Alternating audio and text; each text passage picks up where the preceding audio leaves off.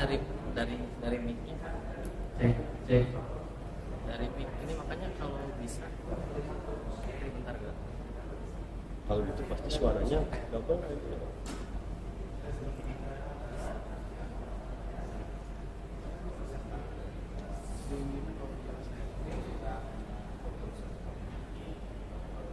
Tidak ada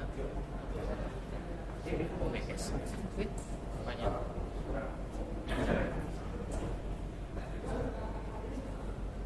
OBS kurang apa paling yang ini Pak pakai mic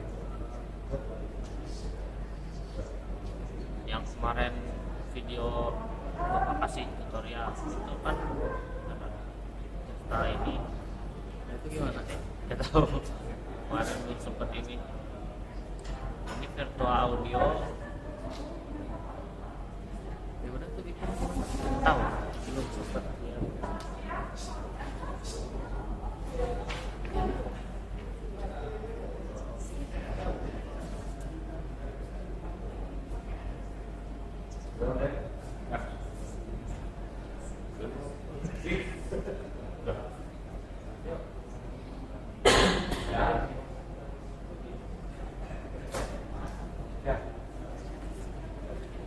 Tapi virtual audio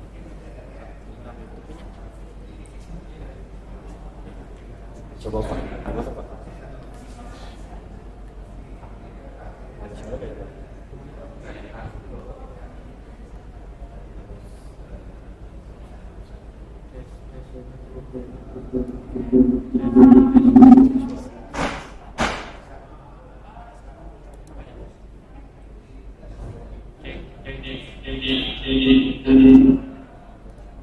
Kalau dimatiin bisa nggak?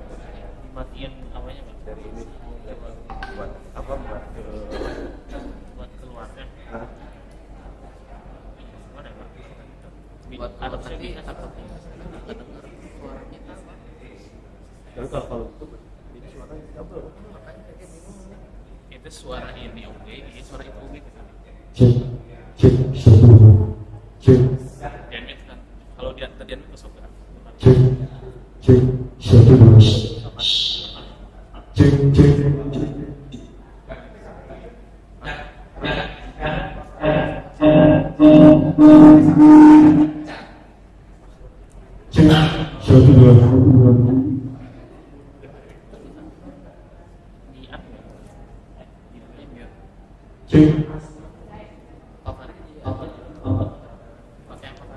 Suara Abina tuh mungkin di belakang bakal Banyak makan lah gede.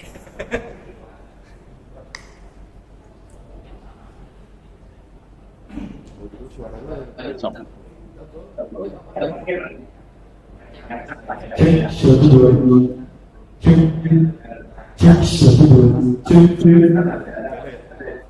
Asal virtual audio masalahnya mungkin nantinya Pak pas pembicaraan suaranya kayak makanya jadi double. ya. Kalau kan ini bagus, kayak ini laptop dari khusus suara ini kayak susah. enggak sih. Bukan itu solusinya teh. Oh, Ini ada drivernya Pak. ini.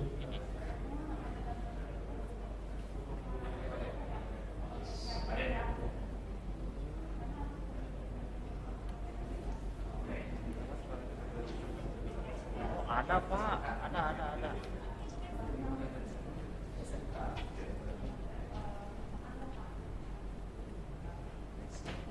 Nah ini Coba pakai lain sama di zoom. Ini kesini Pak. Pakai lain sama. Balikin Pak. cek masuk. Kayaknya harus ada yang disetting dulu di sininya teh, yang kemarin nah di sininya teh harus ada yang disetting dulu. Cuman nggak tahu.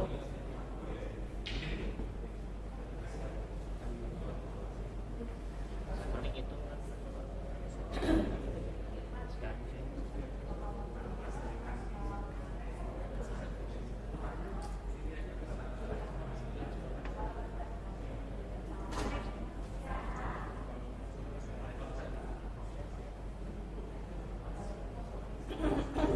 Kalau semua caranya gue rasain nikmatnya gitu. Kamu semua nggak lu lebih pengalaman itu lu lebih ya bukan ada gilanya gara-gara Stop kembali. ini ya 15 nih. Oh iya. Oh berarti itu pada Ya. Nah, Ya, Pak. emang video sampai kemana ya? Coba lagi Pak.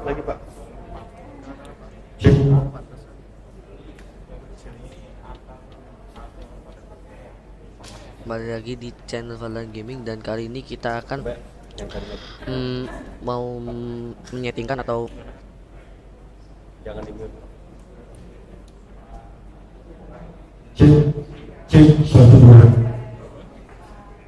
ini bener Pak gara-gara yang transfer proyektornya. Iya. Tapi nggak masuk di sini loh ya. Oh masuk. Bentar. Nggak masuk. Nggak masuk. Udah masuk. Sininya nggak masuk.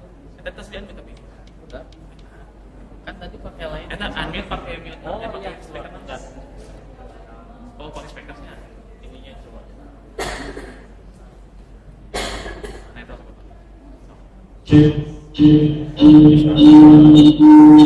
Bukan di sini. Oh udahlah. Coba cari Pak.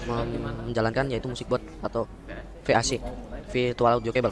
Nah, yang kalian harus butuh dari speaknya itu mana kalau dua-duanya aja. Jadi hapus dulu. Ini Itu udah dilangit. hapus. Ini juga delete. Ya. Nah, setelah nah, udah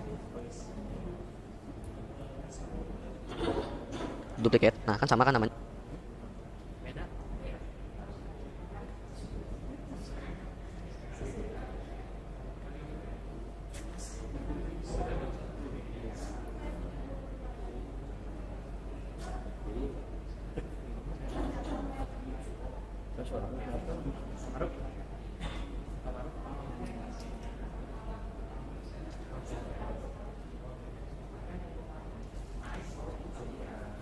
Oke, kalau audio di kanan pintu start ya. Nah, harus seperti ini ya.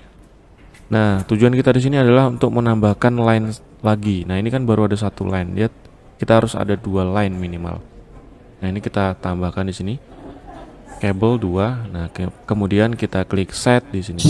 Klik set. Nah, sudah ada 2 line di sini. Oke. Nah, ini kita close. Berarti sudah berhasil, dan yang ini juga kita close. Oke, jadi seperti itu untuk install.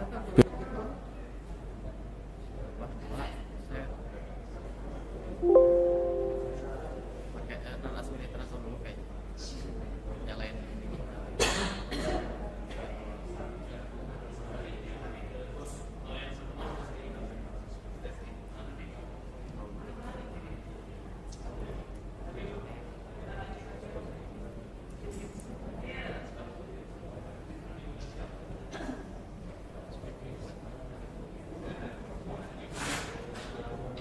Kayak Aceh. Baik.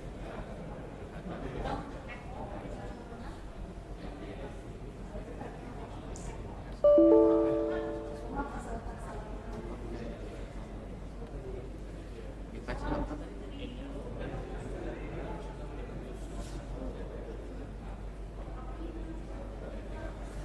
Pin apa tadi?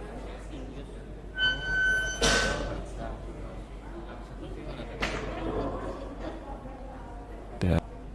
Nah, tujuan Ini mau install doang. Ah.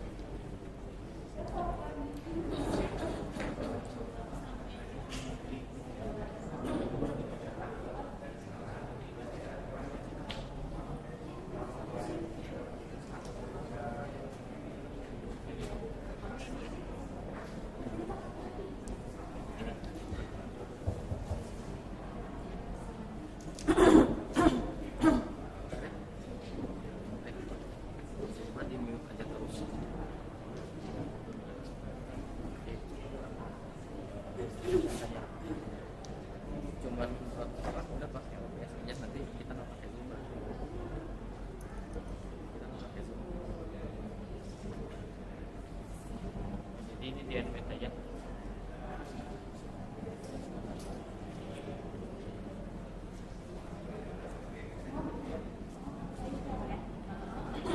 Gambar saja kan.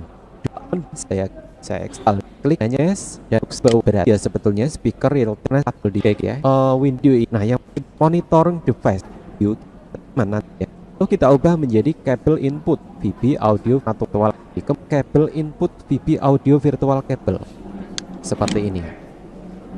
Saya persen audio monitoring. Nah, ini monitoringnya off, kita ya start virtual.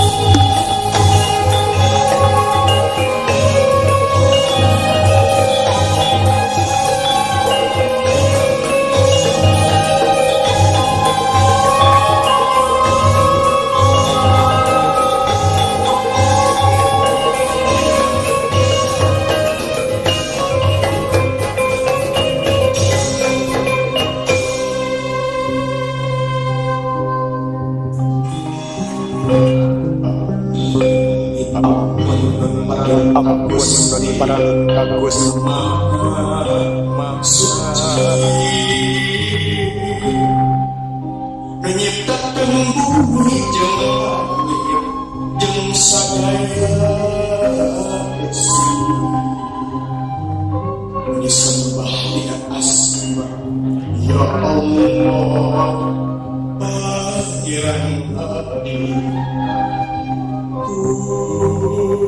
sampun wahapun menawi kata bangsa rumas walada segenap anbasan wa mundur kasalina sejak membalikkan bewara sampun bayaya pun sampun wahapun tuh anak lalut orang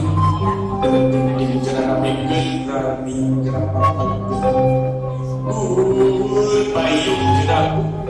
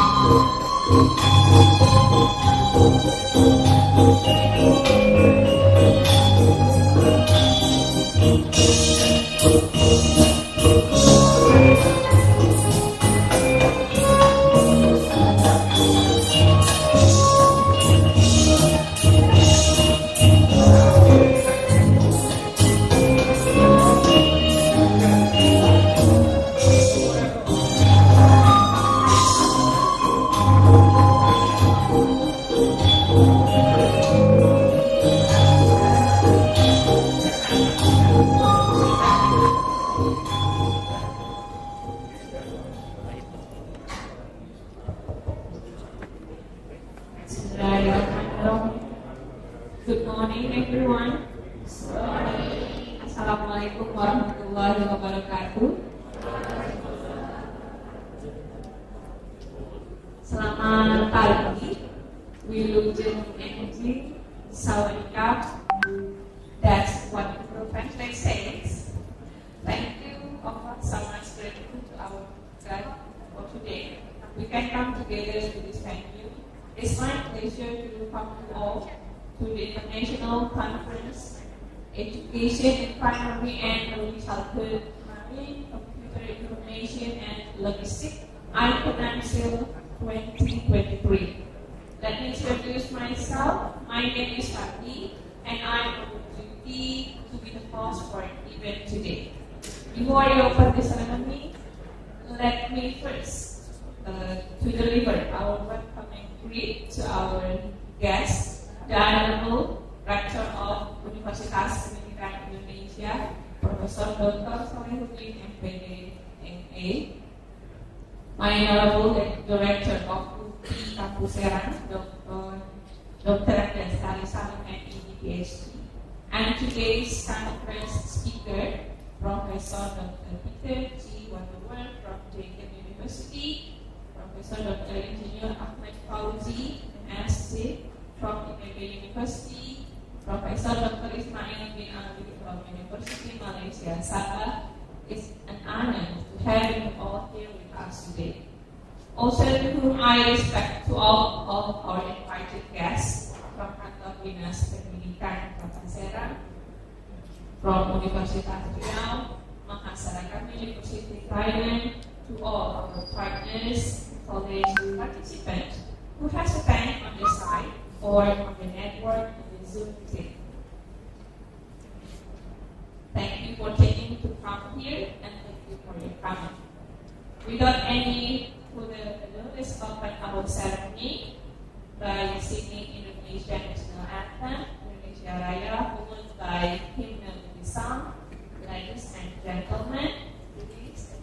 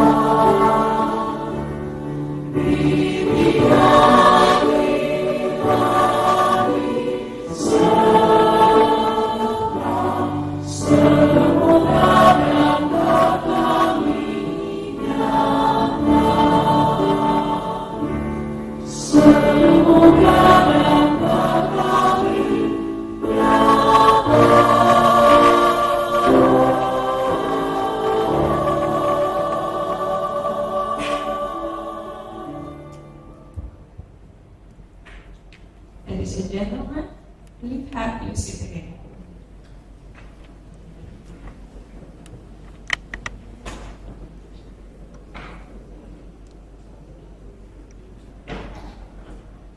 Welcome Bapak PP Suherman as the Chief of the Official Educational Government of Kota Serang.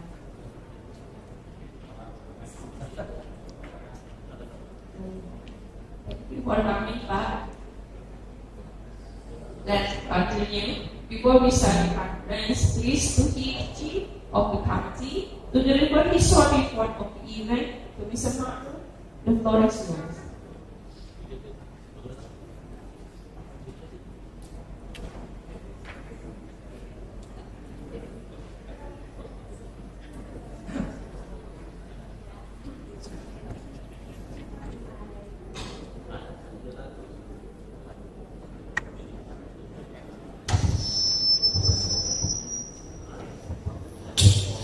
Assalamualaikum warahmatullahi wabarakatuh.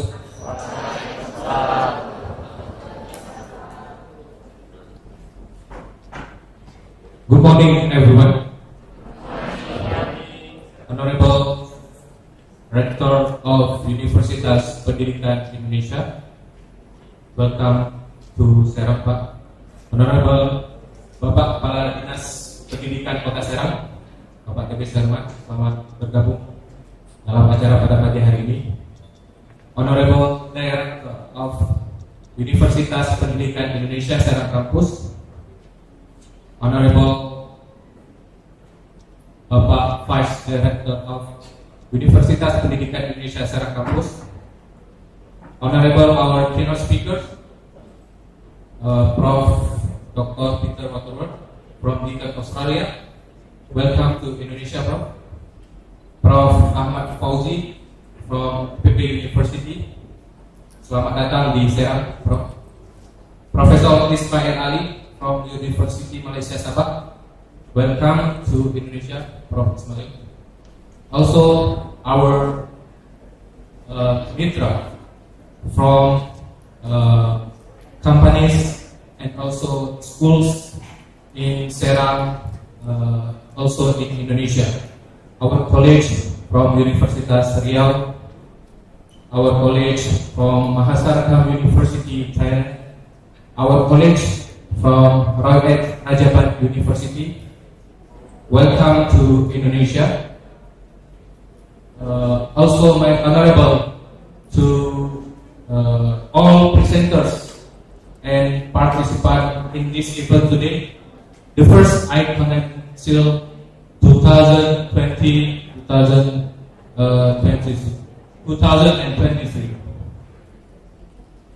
Last but not least, to all the committee of the first I-CONEMCIL 2023, thank you for your work hard until today, and also we have still continue to work hard until the end of this event. Tomorrow we will have the Badut track tour, and please prepare yourself for the presenters and participants who will join the Badut track tour to prepare yourself for tomorrow. I would like to say thank you for all of our sponsorship and also our media partner for joining us today from Banten TV and Radio Wirasuara and Bank Syariah Indonesia as the sponsorship. And also thank you for all our mitra for joining us in this event. Today's event, the first I-CONEMCIL 2023, followed by more than 10 universities around the globe, from Thailand, from Malaysia, Australia, and of course Indonesia. And also the event today, not only in the ballroom, but we have the parallel session in 4 rooms. So for all the presenters, please make sure you have the information regarding the book event that written in the book event, where you have to present your presentation after the session in the ballroom. This is the first international conference hosted by Universitas Pendidikan Indonesia Serang Kampus after the COVID-19 pandemic. Why international conference? We would like to make a collaborative research from all the researchers around the world, and we would like to be the world-class player. And we have been. We can see in United Nations Convention on the Law of the Sea. Our college from Indonesia, Prof. Dr. Mokhtar Kusuma Atmaja, contribute the idea of archipelagic state. This idea written now in the United Nations Convention on the Law of the Sea. This is our contribution as an academic, as researchers, students, lecturers, and whatever our job and whatever our basic background of knowledge, that we have to make the best contribution to the world. That's why even today we will thank them contributing to a better world. I think that's all my welcoming speech for today's event. Once again, I would like to say thank you for all of you, all presenters, participants, keynote speakers, and also all of the audience, the committee. Thank you for your hard work, and see you tomorrow in Badut Track Tour. And last, I say you sorry for all of my mistake, and also from the committee, I would like to apologize for all of our mistake. Last, I say you, Assalamualaikum warahmatullahi wabarakatuh. Good morning, everyone.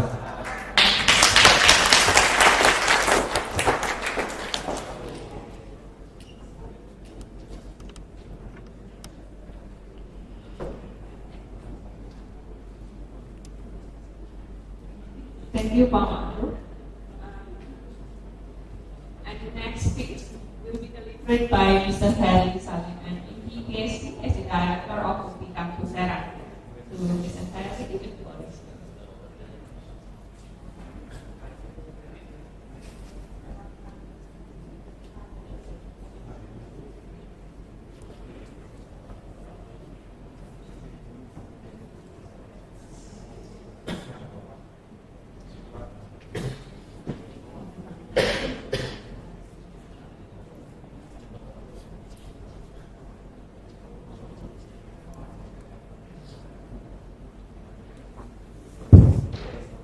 Assalamualaikum warahmatullahi wabarakatuh.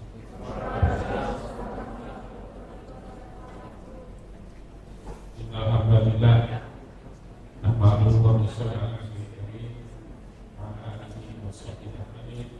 Asyhadu an la ilaha illallah wa asyhadu anna Muhammadan abduhu wa rasuluh. Let's praise to Allah who has given us chance to get together here. And let's also say salam to the Prophet Muhammad sallallahu alaihi wasallam. Ladies and gentlemen, very good morning to you all. My respected rector of Bandung, Profesor Dr. Ahmad Salahuddin, MPD, respected keynote speakers, Profesor Dr. Peter Waterberg from Deakin University, who has been associated with me for quite so long, maybe around 70 years and more. We cannot count the years for so many valuable events we are meeting during this time, except during COVID time. My dear respected colleagues, Professor Dr. Ahmad Fauzi from IPB University, thank you very much, Pak Fauzi, for your coming program. Ahmad Fauzi actually is from Serang, right? Ahmad Fauzi? He is originally from Serang. So he is more stranger for us. He is one of our family member of Kampus. My respected colleague, Professor Dr. Ismail Ali from University Sabah, we do hope in the future that can establish cooperation with UPI and Sabah.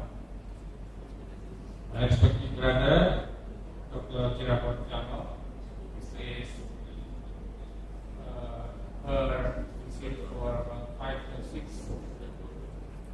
times to Serang. We do hope also in the future that our students can do teaching technical as well as can establish research collaboration with the PAUD and early childhood education is masyarakat. And also representative from Internasional University in Kampus to take part in this I-CONEMCIL Conference 2023.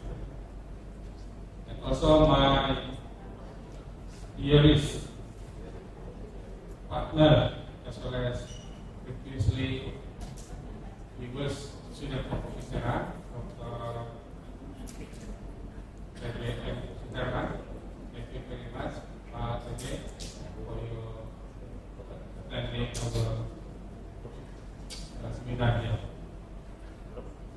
And all the students, doctoral students, presenters, and participants. It is a great pleasure for me to stand up here to welcome you all, especially to this international conference I-CONEMCIL 2023. This international conference stands for Education in Primary School, Early Childhood, Marine Studies, Information System, Marine Studies, and Marine Logistics. It is previously mentioned as education because we have 2 study programs in Serang, Primary School Teaching Education and Early Childhood Education. Now we have 5 study programs. So this conference is called International Conference on Marine Education, Marine Information System, and Marine Logistics or I-CONEMCIL. Ladies and gentlemen, we are now living in the world that we should collaborate with each other. So that is why this seminar might address the cooperation between and among the universities around the world in the area of becoming to be good citizen and to contribute in the knowledge of marine, how to establish and how to ignorate, how to make contribution to the government the importance of blue marine economy hero, which will be presented later on by Professor Ahmad. Ladies and gentlemen, I would like to again stress that you should contribute something to the world. So that's why our theme is how to contribute to a better world. I do hope you can represent your paper attentively and very enthusiastically, because we believe in the near future there will be another I-CONEMCIL second 3 million. My dear respected brother, would like to request to my respective rector of the Bandung, Dr. Juni, to officially open this IC, the first in 2023. On behalf of the Serang, once again, thank you very much for your contribution. My colleague from Australia, Malaysia, Thailand, and all the organizing committee led by Bapak Guru and friends and the students. Finally, we would like to invite you tomorrow to have a kind of a tour to Baduy to observe the trial, which is very unique. The trial would be nice the technology and would be nice to learn from modern life, which is very interesting for applicant and for us finally. We can have a refreshing one-day tour, and just to let you know, because we have been established research collaboration between UPI and University Video, we would like also to remind you that tomorrow night we'll have special meeting. Please get ready, save your energy, do not use it up all while you are having a trip to Bali. Because tomorrow night we'll have a program for Pak Daniel, for Pak Gato. On behalf of the committee, we would like to thank you again very much to all of the contributors, to all of the helpers, students, to make this academic activity run smoothly. We would like to invite our rector to officially announce this I-CONEMCIL 1 2020. Demikian, wabillahi taufiq wal hidayah.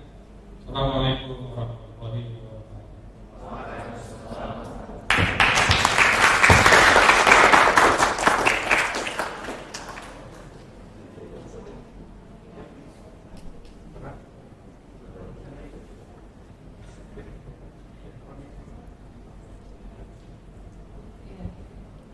Thank you, Mr. Henry, for the speech. As we will have signing the MOU, Memorandum of Understanding with the Educational Government Official Kota Serang, I would like to invite Dr. B.P. Suhekman as the chief to give a short speech. Mr. Herman, the floor is yours.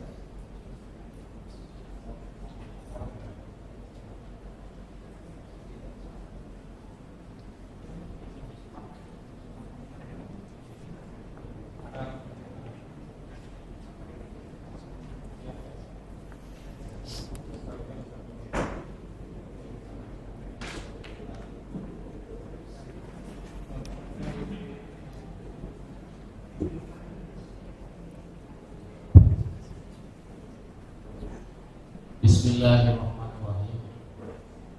Assalamualaikum warahmatullahi wabarakatuh. Alhamdulillahirabbil alamin. Wa bihi nasta'inu ala umuri dunya waddin wa ala alihi wa sahbihi ajma'in. Amma ba'du. Mohon izin saya menggunakan bahasa Indonesia Pak Direktur. Yang terhormat Rektor UPI Profesor Dr. Muhammad Solehuddin MPDA, yang terhormat Dr. Haji Heri Salim MPD ICD selaku Direktur Kampus Serang, yang ketiga Dr. Ucap Supriyatna MPD Wakil Direktur, para pembicara Profesor Peter, Profesor Ahmad Fauzi Fauzi, Profesor Ismail, Profesor Dinapor Kamar. Hadirin yang berbahagia, pertama-tama marilah kita panjatkan puji dan syukur kehadirat Allah Subhanahu wa taala karena hari ini dapat melaksanakan kegiatan seminar internasional yang tentu sangat bermanfaat untuk dunia pendidikan, terutama di dunia pendidikan Kota Serang, Provinsi Banten, dan juga Indonesia. Salawat dan salam semoga dilimpahkan pada pimpinan kita Nabi besar Muhammad Sallallahu Alaihi Wasallam. Hadirin yang berbahagia, saya alumni UPI Kampus Serang tahun 1995, diajar oleh Pak Dr. Nesajari Salim. Beberapa dosen yang hadir di sini tidak saya sebutkan satu persatu karena waktu. Tentu saja diminta Pak Direktur pada saat itu Pak Heri Salim. Alhamdulillah banyak teman-teman saya dari alumni UPI yang hari ini banyak menjadi para pejabat Pak di Pemkot Serang, rata-rata alumni UPI. Sebut saja Pak Adnan Taufik Roman Pak, alumni 95, sekarang menjadi Kepala PPJ Pengadaan Barang dan Jasa. Ibu Sri Hadayati menjadi Kasih GTK, Guru dan Data Pendidikan. Ibu Evi Sofia Usma menjadi Abadnya dan Protokoler. Saya tahun 95 berkarir sebagai guru sekolah dasar, kemudian pernah menjadi guru teladan internasional, kemudian diangkat menjadi kepala sekolah, sampai akhirnya ada beberapa OPD, 7 kali di OPD di pemerintah Kota Serang. Terakhir open bidding menjadi kepala dinas pendidikan dan kebudayaan Kota Serang. Untuk itu kita berikan terus buat UPI Kampus Serang. Kemudian kembali lagi menjadi terima kasih Pak Dr. Alfedi mewakili Pak Wali Kota sudah datang di tempat ini. Mungkin saya lanjutkan. Seminar kali ini seminar yang sangat membanggakan karena bagi kami Dinas Pendidikan dan Kebudayaan Kota Serang sangat perlu hal-hal seperti ini. Apalagi Dinas Pendidikan dan Kebudayaan Kota Serang saat ini sedang menerapkan IKM, implementasi kurikulum merdeka. Dari implementasi kurikulum merdeka saat ini Dinas Pendidikan dan Kebudayaan Kota Serang telah mencapai 90% daftar menjadi sekolah implementasi kurikulum merdeka. Dari 90% itu penguasaan PMN atau Merdeka Mengajar itu masih di angka 70%. Nah yang 30% kami sedang menggenjot itu supaya bisa mencapai 100% di akhir tahun 2023. Sehingga kami dalam hal ini melakukan sosialisasi, melakukan praktek PMN di beberapa sekolah. Dan mohon maaf Pak Dr. Jadi, hari ini sebenarnya teman-teman pengen ikut, tapi karena hari ini mereka juga sedang ada pelatihan di tempat yang lain, maka di BPMP juga mereka menjadi peserta, apa hari ini belum bisa peserta. Yang berikutnya untuk pelayanan pos pendidikan dari Pak Dr. Alfedi, semula memang sudah dari mulai merah, kemudian kuning, sekarang oranye, dan insya Allah Pak Dr. Alfedi, Dinas Pendidikan dan Kebudayaan Kota Serang tahun ini diharapkan pos pelayanannya menjadi hijau. Karena saya selaku alumni UPI tentu saja mempertaruhkan tentang nama baik yang amatir, kemudian dengan diangkat menjadi kepala dinas, tentu saja tanggung jawab moral itu melekat bahwa UPI ini di Kota Serang, teman-teman yang lain juga menjadi teladan buat mereka. Kemudian yang berikutnya, tentu saja hubungan kami dengan UPI selaku alma mater, alhamdulillah sangat baik. Pak Haji Heri Salim selalu berkomunikasi dengan kami, dan kami koordinasi. Dilanjutkan dengan Pak Wakil Direktur juga Pak Dr. Jack. Dan mudah-mudahan UPI ini menjadi kampus yang bisa dibanggakan di Kota Serang.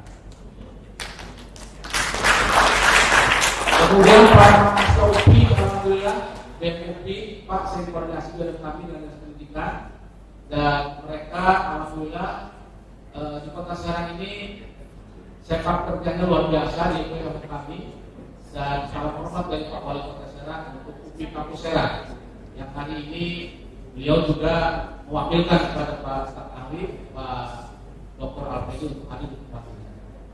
Selanjutnya mudah-mudahan seminar internasional UPI kali ini mendapatkan harapan yang luar biasa dan bermanfaat buat pendidikan di Kota Serang. Demikian yang dapat saya sampaikan. Selamat untuk seminar. Terima kasih. Mohon maaf. Wassalamualaikum warahmatullahi wabarakatuh.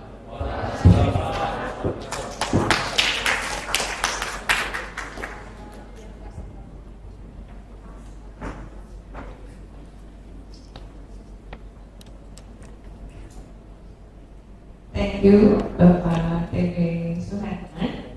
Now I would like to invite the Honorable Rektor Universitas Pendidikan Indonesia, Profesor Dr. M. Solehuddin MPD, MA, to deliver his speech and officially open the event by sounding the gong. Okay, the floor is yours.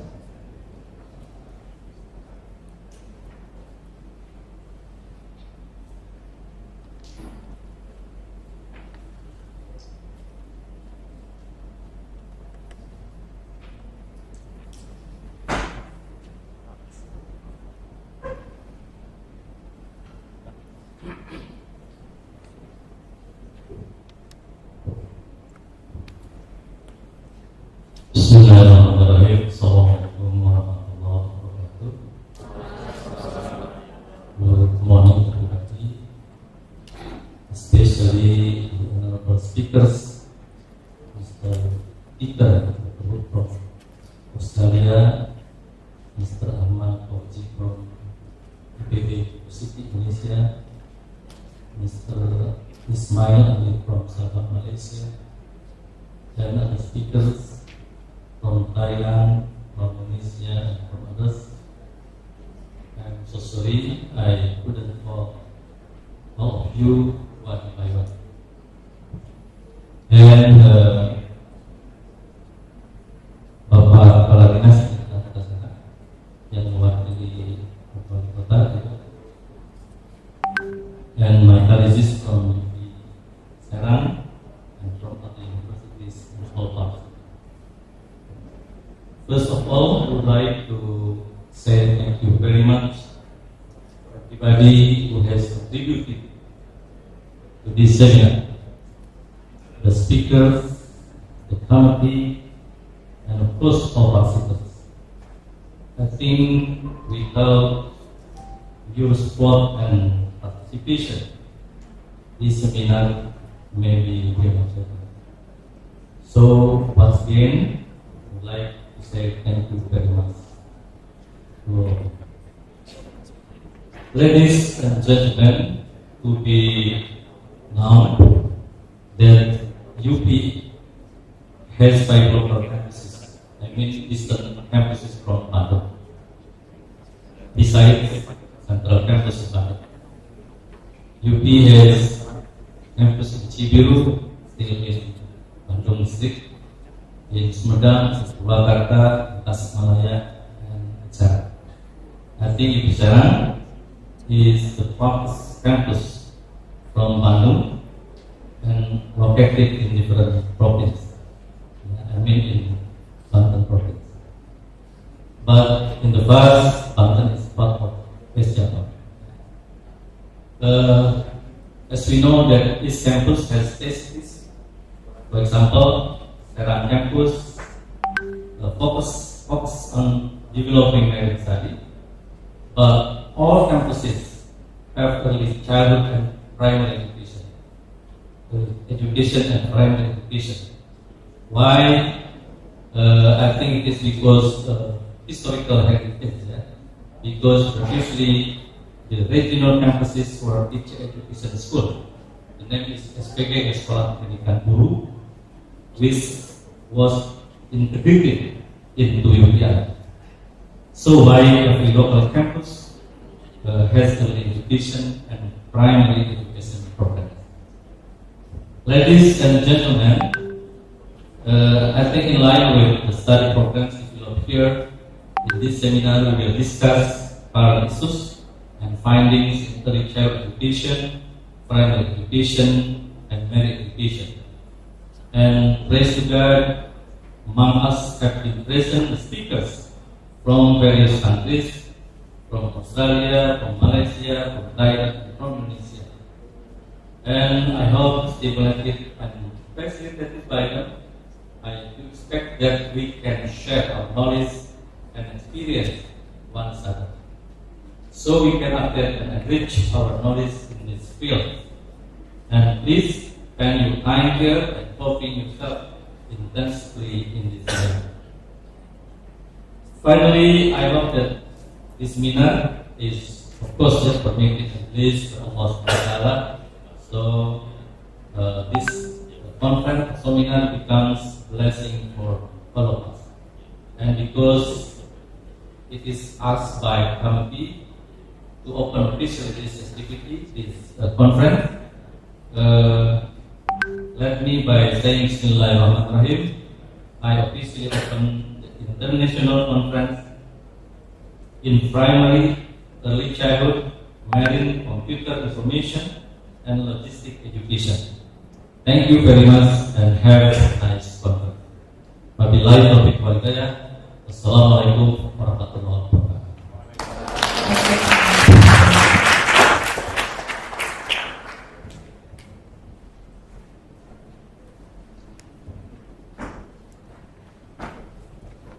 Bapak, before you have a seat, please to put the conference. Bapak, yeah, maybe 3 times. Okay, and for the documentation, please.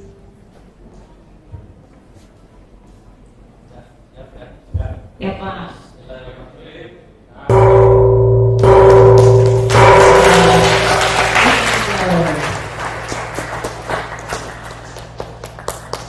Thank you. The gong is the symbol of that the conference is start. And the next agenda is the signing the Memorandum of Understanding with Dinas Pendidikan Kota Serang. Okay.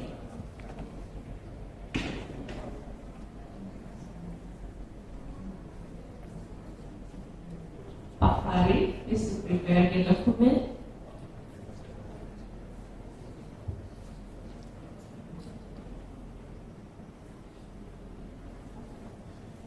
I would like to please Mr. Salahuddin as Director of UPI, Mr. Hari and Mr. Devi Suherman to come forward to sign the MOU.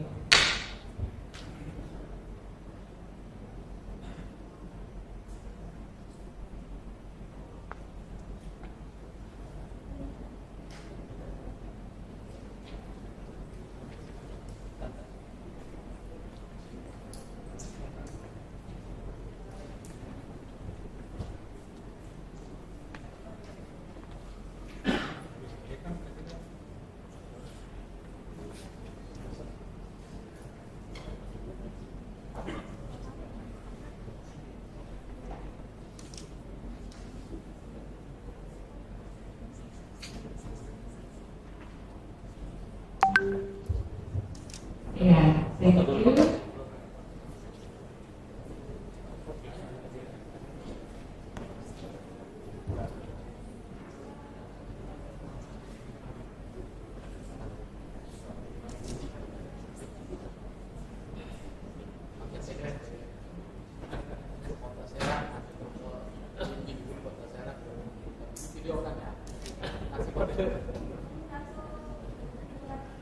Kota Serang, Didik Kota Serang, bermutu.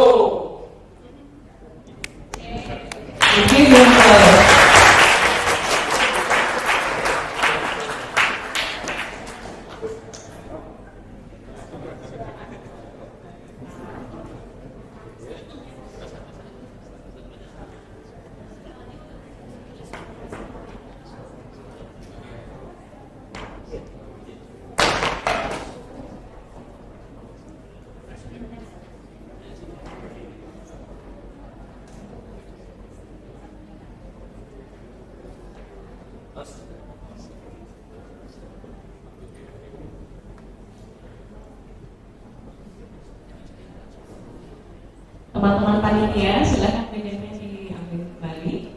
Baik, terima kasih.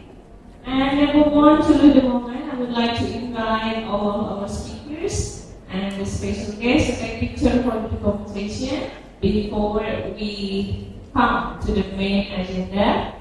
Please to come forward to Bapak Rektor again, Pak Heli and Pak Serang, also Prof. Peter, Prof. Ahmad Fauzi, and Dr. Ismail.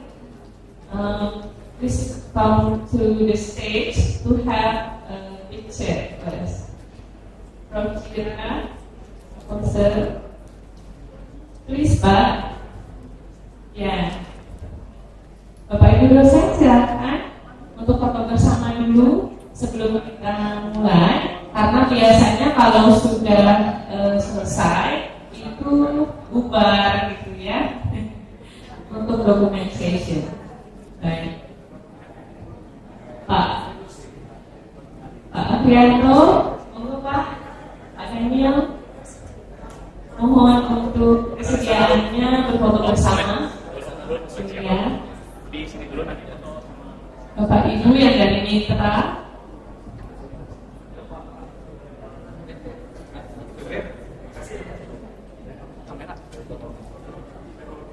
Seksi dokumentasi sudah siap. Mohon untuk bersiap-siap mengambil gambar. Oh ya, dengan peserta. Baik.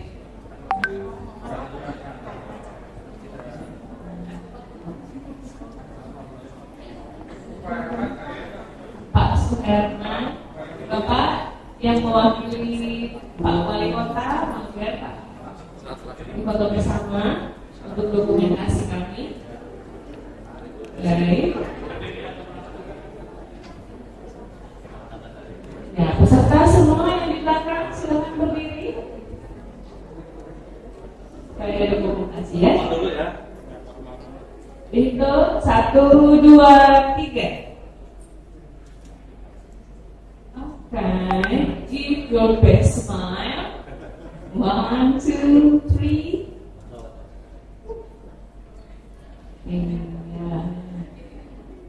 Ya, dokumentasi. Baik, terima kasih Bapak Ibu. Mohon untuk duduk kembali.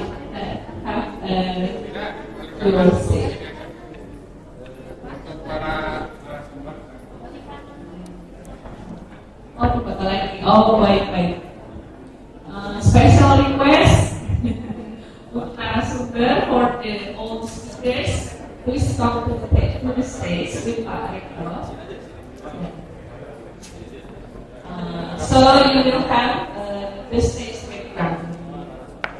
Prof. Peter, Prof. Ismail, and Prof. Ahmad Fauzi. Okay.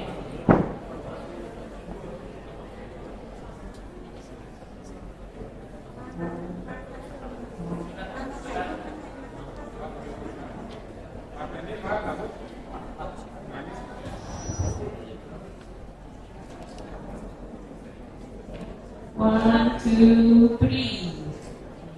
Yeah. Give your best smile. 1, 2, 3. Freestyle ya, Sarang. Okay.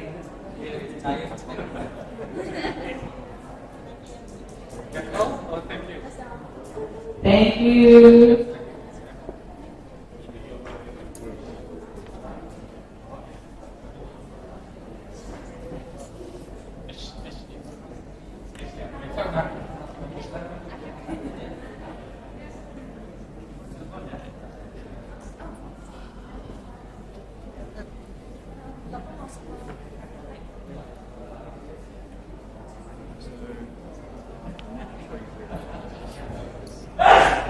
Nanti ditunjukkan katanya di mana yang mana apa ya. Finally, we come to the main agenda. I need to inform you that the conference will be divided into 2 sessions. Each of the session will be conducted by our beloved college as its moderator. For this first session, we would like please to join me in welcoming Mrs. Esa and Esti Masudi to Miss Esa. Please, the floor is yours.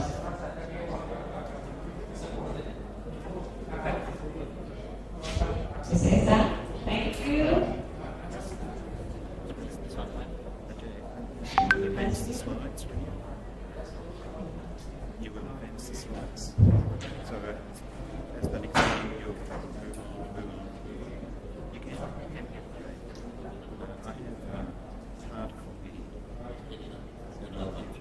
Assalamualaikum warahmatullahi wabarakatuh. Good morning, ladies and gentlemen. My name is Esha Rizky. Today serve as moderator for the first main session. It's my pleasure to welcome you here. And as it's stated in the agenda, we already have some speakers for today. In the first session, I would like to welcome our first keynote speaker, Professor Peter Waterworth. I will read the brief CV of him. Professor Waterworth is an educational sociologist and was an associate professor at Deakin University, Australia before his retirement. He commenced his early career as an elementary school teacher, and because his majors in anthropology, sociology, and history, he took a particular interest in teaching about citizenship. Professor Waterworth has two doctoral degrees, one in sociology from Monash University, Australia, and the other is an honorary doctorate awarded and presented by the Crown Prince of Thailand in 2015. In recognition of his educational contribution to Thailand, Professor Waterworth has been an academic consultant in a number of countries in Southeast Asia, but mainly in Indonesia and Thailand. He is also a visiting professor in research and development at a number of universities in Indonesia and Thailand. Okay, before the presentation begins, let me inform you about how the session will be going on. Professor Waterworth will be invited to have 30 minutes presentation, and at the end of the session, we will have a question and answer session, and followed by conclusion reading for about 15 minutes. So overall, it's 40 minutes time duration for this main session. Okay. Now allow me to welcome our honorable keynote speaker to deliver his presentation. Sir, Professor.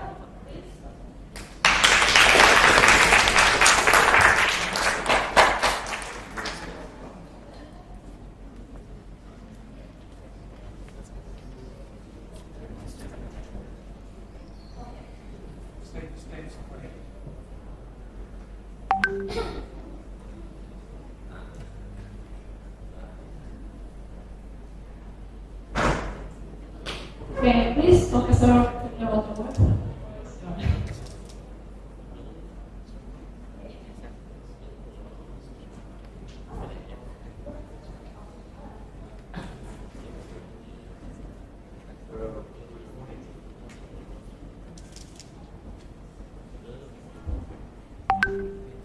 Good morning. It's wonderful to be here. Thank you so much for the very kind invitation to come. I'd like to acknowledge the contribution of our rector from UPI. Great to meet you, sir. I acknowledge the director of UPI Serang, Dr. Salim, my long-time friend, fellow keynote speakers, presenters, Pak Maruf, the leader of the committee, and the committee itself, and thank you, distinguished guests, especially those from Thailand,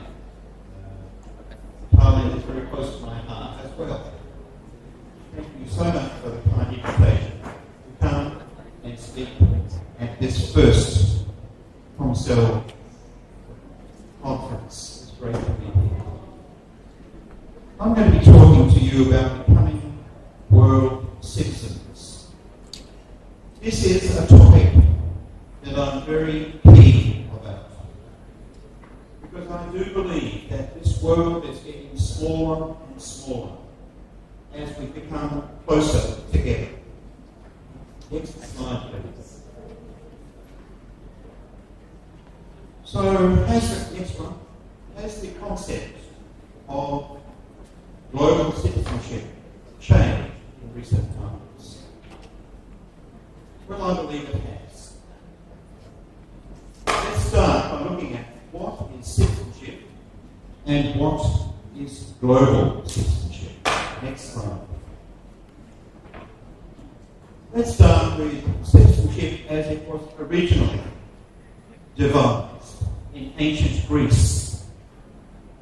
So we need to go back thousands and thousands of years to the commencement of the idea of citizenship and the idea of a nation state.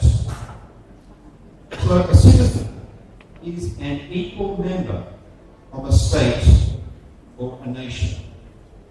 Now actually, in ancient Greece, they didn't have a state or a nation for the whole of ancient Greece. They had city-states. So there was the city-state of Athens. There was the city-state of Corinth.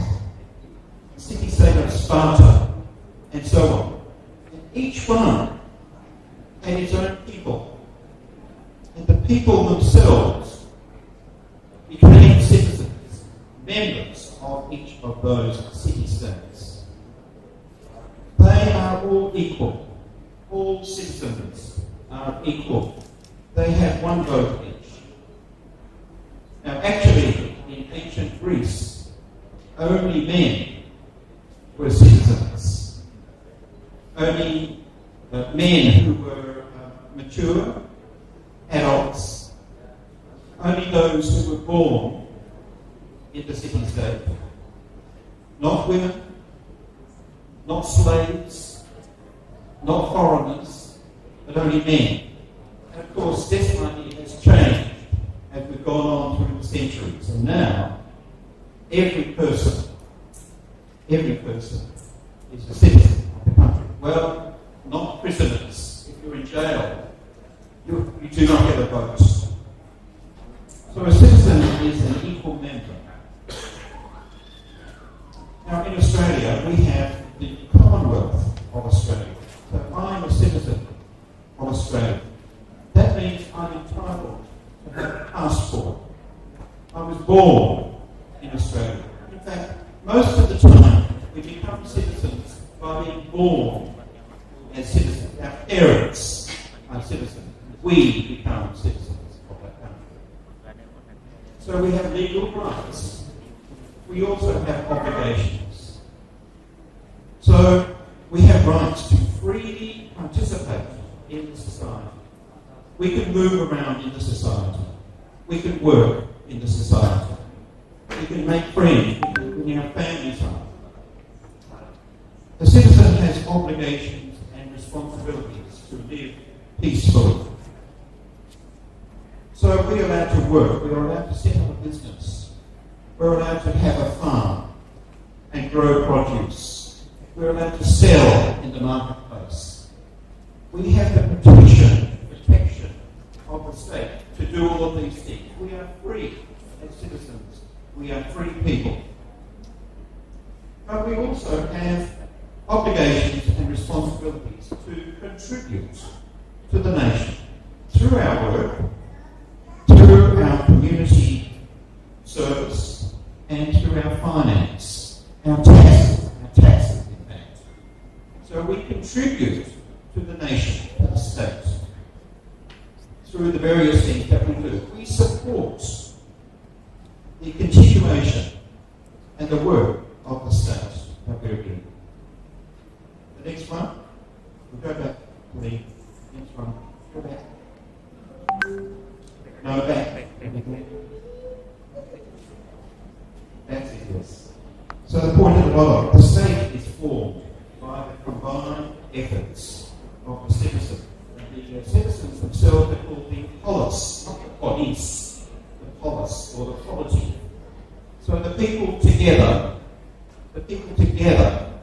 as they contribute, are called the polis or the polity. And they contribute to the establishment of the state. Now we go to the next one. And so there are two concepts here. There's the concept of the individual citizen and the concept of the nation or the state or the republic. These two depend on each other. You cannot just have one. There is an undeniable bond between both the citizens and the state. The state exists only because the citizens contribute to it. And these are the roles. An individual citizen can vote. An individual citizen must pay taxes. An individual citizen must contribute. An individual citizen must obey the law. But then there is the role of the state, or the nation, or the republic. The republic must protect you. So, the state can create an army. The state can create a police force. The state can build hospitals. The state can build schools and universities. The state has the role to protect you and make your life easy. The state can censor, can control bad knowledge that comes into the community sometimes. The state has the responsibility for cultural development. The state continues the culture of the people of the country. So it's great that we have this cultural demonstration, an ancient cultural demonstration, something that we do, we recognize our history, our culture. We see that that is valuable. And the state can create and enforce law through the parliament. The state can regulate the economy. Even though we can work and live and earn money and spend money, the state sometimes has to intervene to make sure that it is fair, absolutely fair for everyone. Next slide, please. The nation state. Nations are globally the major political and economic entities or units in the world. They are the major entities. We talk about the nations that come together in the United Nations. It's the nations that are represented in the UN. It's the nations that negotiate with each other. It's the nations that create the environment for cultural development. The nation protects Indonesian heritage. The nation protects Australian arts and crafts and culture. The nation is important to us. Nations are globally the major locus or location of personal and cultural identity. So if I ask you the question, tell me about yourself, you will say, oh, firstly, I'm Indonesian. So you refer to the state to get your identity. If you ask me, tell me about yourself, I will say, I'm an Australian. So I'm proud of being an Australian. But I gain my identity from my Australian link to the Australian nation. All right. Now, I was talking to a friend some time ago, and I said to him, could you tell me about yourself? He said, yes, I'm Indonesian and I'm Muslim. I said to him, what is number one for you? Is number one, I am Indonesian, or is number one, I am Muslim? He said, number one, I'm Indonesian, and number two, I'm Muslim. Now, I don't know whether I think if you ask me the question, what is number one to you? I would say, number one, I'm a Christian. And number two, I'm Australian. I don't know what you would answer. Now, we compete against many other nations in sport. And our team, the Australian soccer team, football team, we're very proud of that. Because we identify with that team, just like you do. And so the state recognises the importance of sport, of community activities, as a way in which it represents us as a group of people. We are tied together by bonds of love and family, and we are proud to be Australian, or you are proud to be Indonesian. The next one, that is a nation's leader epitomises or represents the history, the culture, and the aspirations of his or her nation.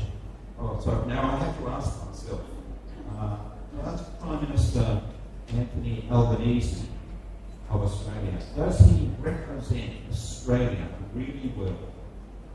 Does he represent our culture and our history? And you could ask yourself, does your president represent Indonesia really well? Does he represent your history, your culture, and your aspirations? I'm not sure about that. What do they do? Let's go to the next one. Now, we're talking about national citizenship. Let's now talk about global citizenship. There are many global issues and concerns that cannot be solved by individual nations. So there are many things beyond the reach of a nation that cannot be solved. The problems cannot be solved by one nation, or even by two, or five nations together. So we must get together as a global community sometimes to solve these problems. First of all, peace. Secondly, climate change. Unequal distribution of resources. Security of global trade. For example, we'll be talking about maritime law. Maritime law is international. It's not controlled by Indonesia. It's not controlled by Australia. It is international. And there are agreements between nations about the way in which the seas are used, or the air is used. We need to have security of global trade, international justice, global compassion and disaster relief. For example, the tsunami that occurred, there was a global response, and people from all over the world contributed to the tsunami recovery. And we needed coordinated management of multinational companies. Multinational companies have huge power in the world. They're not controlled by anybody, not one nation, because they spread across many nations. And therefore we need international law to control the work of certain people, certain groups. Our cooperation is necessary. Alliances between nations, including the EU or ASEAN, or Quad, which is India, Japan, Australia, and the US. AUKUS, which is Australia, the UK, and the US. They, in themselves, do not solve global problems. We need something bigger than ASEAN, or than AUKUS. The world is a smaller place due to more relaxed borders, increasing international travel, increasing global communication, increasing use of digital communication, which I'll come back to, mass migration, and increased foreign language learning. So here's the question. A refugee comes to Indonesia from another country. He flees his country and comes to Indonesia. Is he a citizen? Can he go? Can he work? No. So if even though there's mass migration interrupts our understanding of citizenship, national citizenship. Okay, this is the values of global citizenship, number 7. A global citizen seeks world peace, increased tolerance and cultural awareness, understanding of global issues, active participation in the local community and in the international community, digital communication with other global citizens, sustainability, environmental repair, and global justice. So, global citizens is very important to us as individuals, to our nations, and to the whole world. Next slide, please. National and global citizenship clash or are opposed to each other. These two concepts, global citizenship and national citizenship, fight with one another. Because national citizenship says, I will protect my nation. Global citizenship says, the world is more important than just one nation. So these ideas compete with each other. National citizenship is a legal responsibility. There are laws that you must follow as a citizen of Indonesia. There are no laws for you to follow as a global citizen.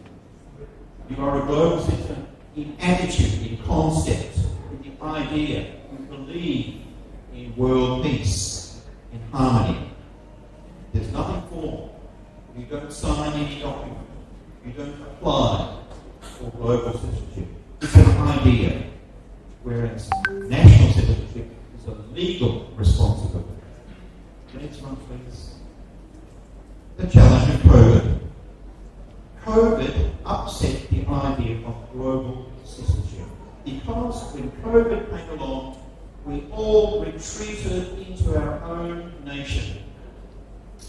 Indonesia said, our responsibility is for Indonesia first. The health, the well-being of Indonesian citizens more important to us than global issues. And so this is what happened. The COVID pandemic caused individual nations to reaffirm national sovereignty. Sovereignty, that means your rule over your geography, your territory. Your territory is very important. You are linked to your territory, the whole of the Indonesian archipelago.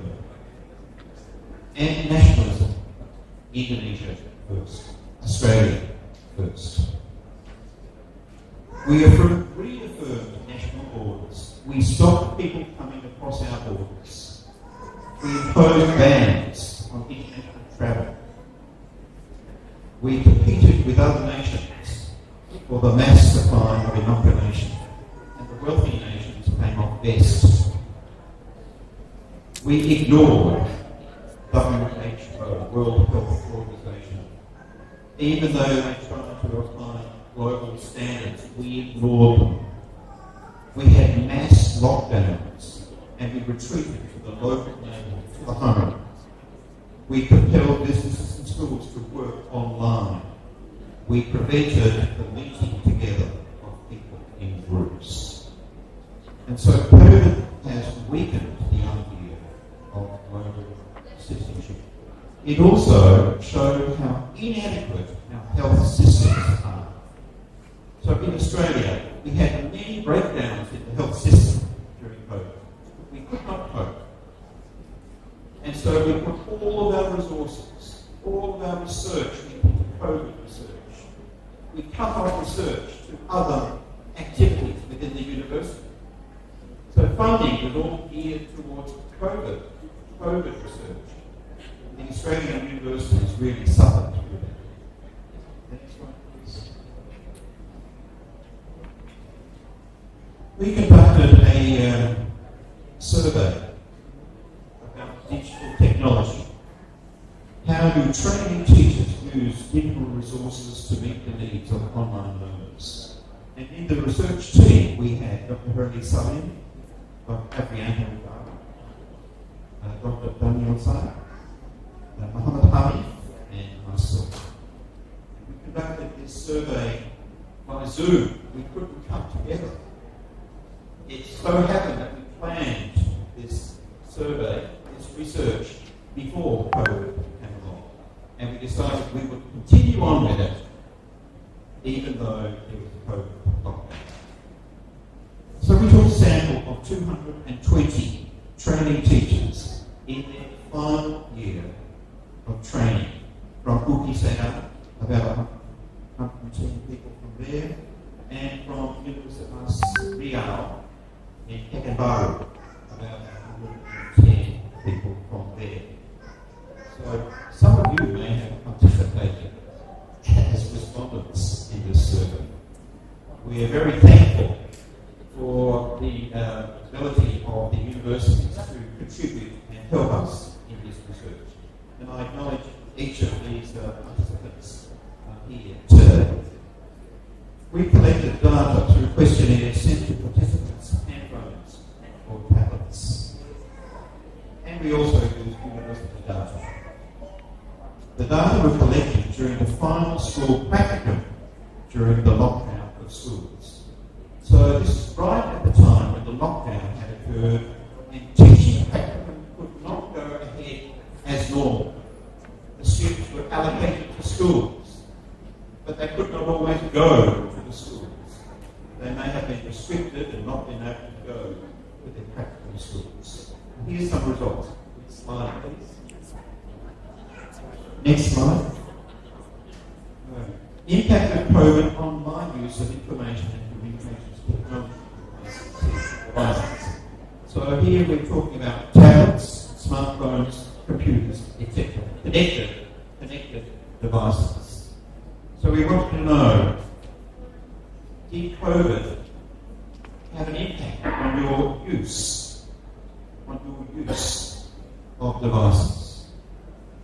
96% said, no, I used my devices more during COVID.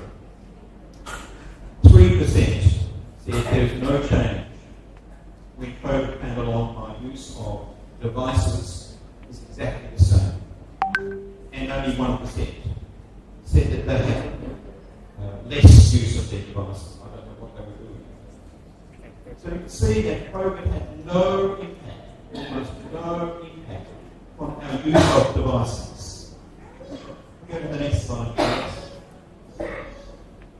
The impact of COVID on my ICT skills, on my use of skills, my digital skills. 76% said their skills, their digital skills, improved more. 76%. No change, 1%. I'm using my skills less, 23%. Approximately 1/4 of the students went backwards in their skills. They went backwards in their use of their handphones or their computers or their tablets. They forgot how to use them. They were not in sufficient networks. They did not support each other. They did not get the support of the university. And so they began to lose their ability to perform functions. We forget so easily. The next slide, please. How often do I use ICT skills while at university? Not at home, not working from home, but at university. And the first four are internet searching, chatting online about schoolwork, collecting and organising information, using a computer to do group work. And you can see always is the dark one, often is a little bit lighter, sometimes and then rarely and never at the very end, the right hand side. Look at the last two. This is the weakest skills. creating and using blogs about my studies, online forums about my studies. Remember, this is during COVID. So the students are not using networking operations. For some reason, they don't use network operations, online connection. But sending and reading emails was also low. But I think this is because SMS, text messages, had increased. So even though they are isolated from one another, they are not using networking skills. The next one, please. What devices are available in my practical school? And do I use them? And so yes is the dark. Yes, but I don't use them. And then no is the pale one. So have a look at the one that is the highest. Video conference system such as Zoom. This is the most used. However, I want you to notice that 40% of students did not use Zoom during the lockdown in their practice. 40%. Even if it was available, they did not use it. Now this is a quite disturbing result. So the students know how to use Zoom or other video conferencing, but they don't use it in their school when the very time that their students need it to be in touch through Zoom. Right. The next one. Now we did an assessment of what related most to high quality teaching. So we correlated various factors against a practicum score with other variables. The practicum score was assessed by the supervising teacher, the university lecturer, and some compulsory tasks. And so we have the scores. And we want to know, was ICT confidence in using devices, was that related to better scores in teaching practice? Answer, no. Was everyday ICT usage in their free time related to higher practical scores? Yes, this was a significant result. But none of the others were significant. ICT learning tasks outside the university, computer-based classes in class, daily device usage, time spent on device usage, device usage in class at university, level of access. And I want to remind you that Indonesian students are the highest users of smartphones and of social media in all of the ASEAN countries. They're higher than Singapore. They're higher than all the other. In fact, they're higher than most countries in the world. So Indonesian students are very good at using social media. But look at the most important one. It was their use of everyday activities. What does that mean? Ordering food, booking a ticket, ordering an Uber or Grab, using social media, using SMS. These are the everyday activities. And those facts, the ones who are the best at that, happen also to be the best scorers in their practice. Very interesting result. We need to take this further at some stage. Let's go to the next one, please. Artificial intelligence and democracy. Artificial intelligence can help us in many ways to support democracy. Active citizens need to be strongly connected to each other. AI as a role. Democracy depends upon the freedom of citizens to make informed decisions. AI as a role. Personal freedoms need to be fully protected, and AI has a role. International links and collaboration to promote global citizenship AI can help. And so we would suggest to you that AI, instead of taking away our rights, can contribute to our rights as national citizenship and also as global citizens. And my last slide,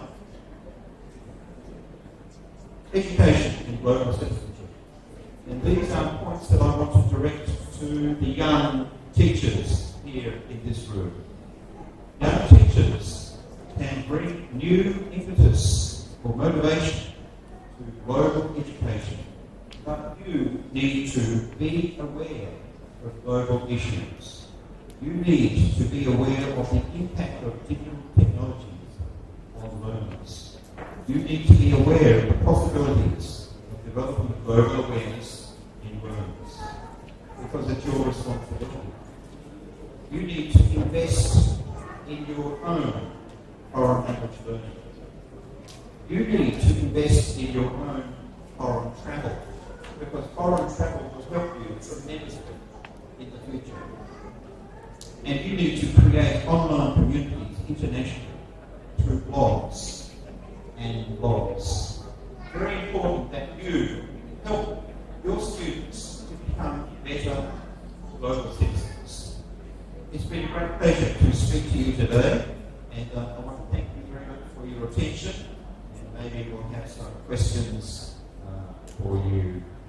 Thank you very much.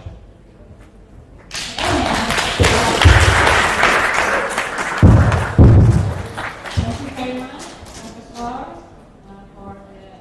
for very informative presentation. It's interesting to know how our awareness of our citizenship help us comprehend our role in society, our prospective contribution, and our action toward it. Moreover, in this 5.0 society, where technology becomes inseparable part of human life, and where access to information is limited. Okay, we will have a question and answer session. I would like to have 2 questions from the participants here. Okay, please. Start chat and answer.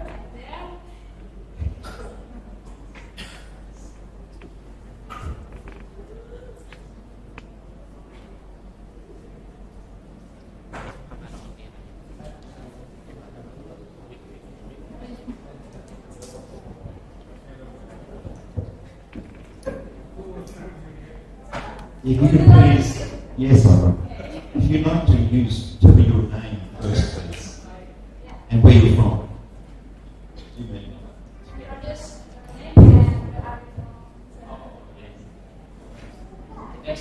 Okay. Thank you. My name is Professor Serang. I am lecturer in Universitas Indonesia. Very interesting your presentation about becoming a student. According to your presentation,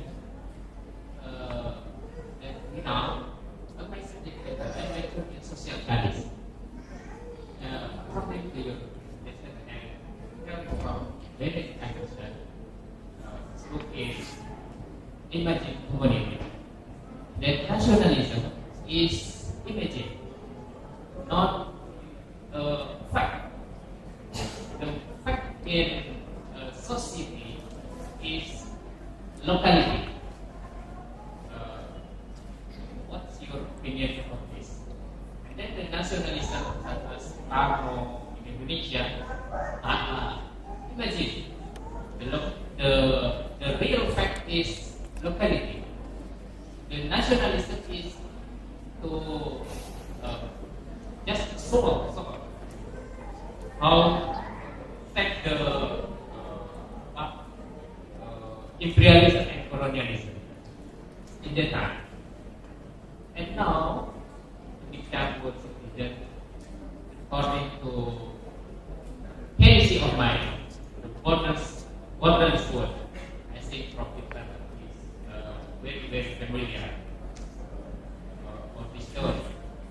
How we control our front of citizen, not as me, my student is Indonesia, to develop in global society, to develop our nationalism in the era of borders. I think, thank you very much.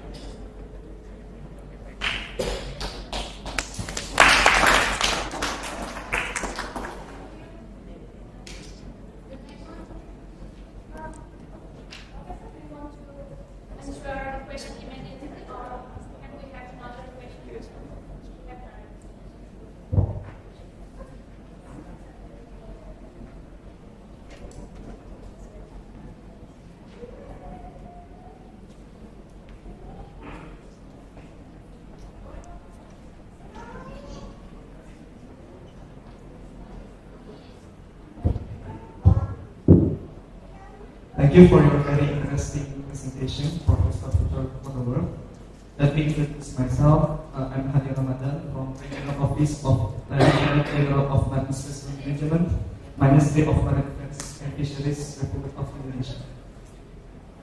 In your very first part of the presentation, you explained that every citizen is equal as a member of state.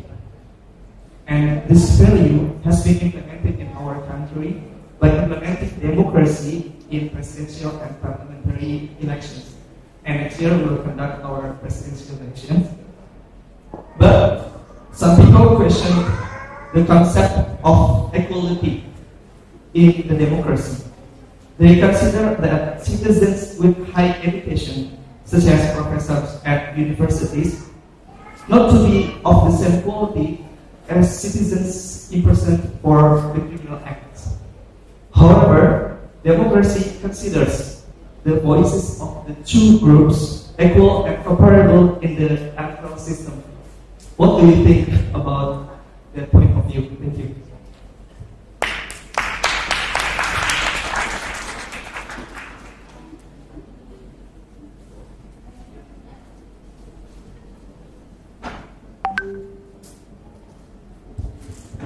Okay, ladies and gentlemen, we already have two questions here. The first one is coming from Mr. Chat, and the second one is from Mr. Hani. Okay, maybe you want to start, please. Hello. Yes, thank you very much for your questions, by the way. Great questions. Citizenship is changing. Nations are changing. They never remain the same. The balance between the importance of the citizen and the importance of the state is always changing. In some states, the nation is the most important deciding factor. In authoritarian or totalitarian countries like China or Russia, the state is more important than the individual. The state will determine what is true and what is false. The state will decide what the citizens will do. The state says we will have elections, but they do not allow free elections. So you see that as the balance between the nation and the citizens changes from country to country.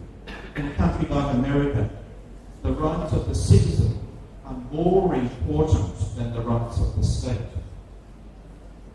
So the citizens in America are always asking for freedom, liberty, as part of the nationalism of the, well, I should say national, part of the opinion of the people. We want small government, they say. We want the right to earn as much money as we can, they say. We don't want the interference of the government in what we do. So the balance is towards freedom rather than nationalism. Now, a nation is made up of the people who are born into that nation. And you might say they all are all of the same blood. It's like a family. They all kinship together. But that's not true, as you point out, sir. We are mixed. Our nations are now mixed. Very mixed. Mixed blood. Mixed ethnicity. Especially with people coming from so many parts of the world to live in our country. And so you're absolutely correct. Nationalism may not nearly be as important as local, regional feelings or attitudes or determination, aspiration. So I actually agree with your point of view. It does depend on what nation you're talking about. In Australia, ethnicity is not so important. Well, it's becoming important in some areas. But in Indonesia, you are a conglomeration of many ethnic groups, and the ethnic groups themselves become the most important factor that unifies people. They are unified to their ethnic group. Now, the nation tries to build nationalism by creating the Indonesian language, for example, by making the Indonesian language compulsory in education and in law and in parliament. This helps to unite the country together.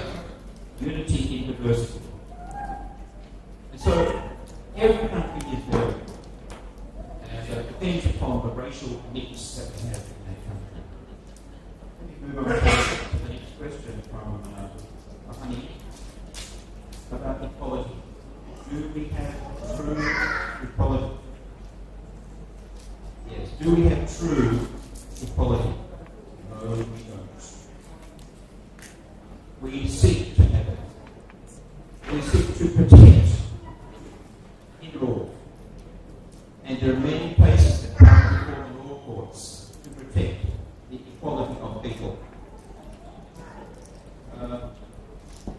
Democracy depends upon equality. One person, one vote.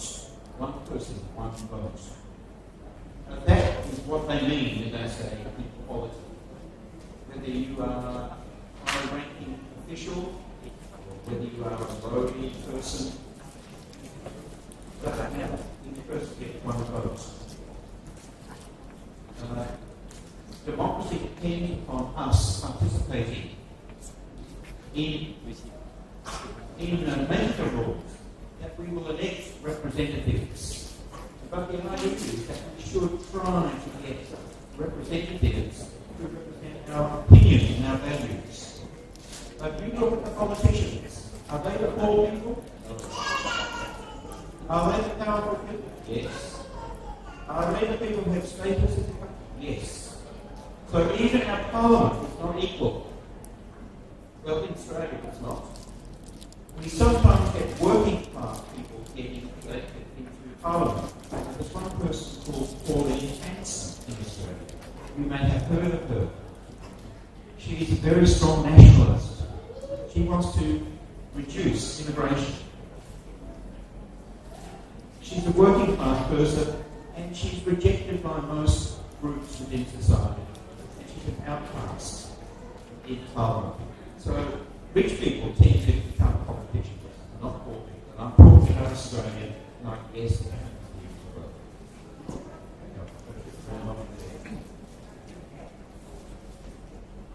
Okay, thank you.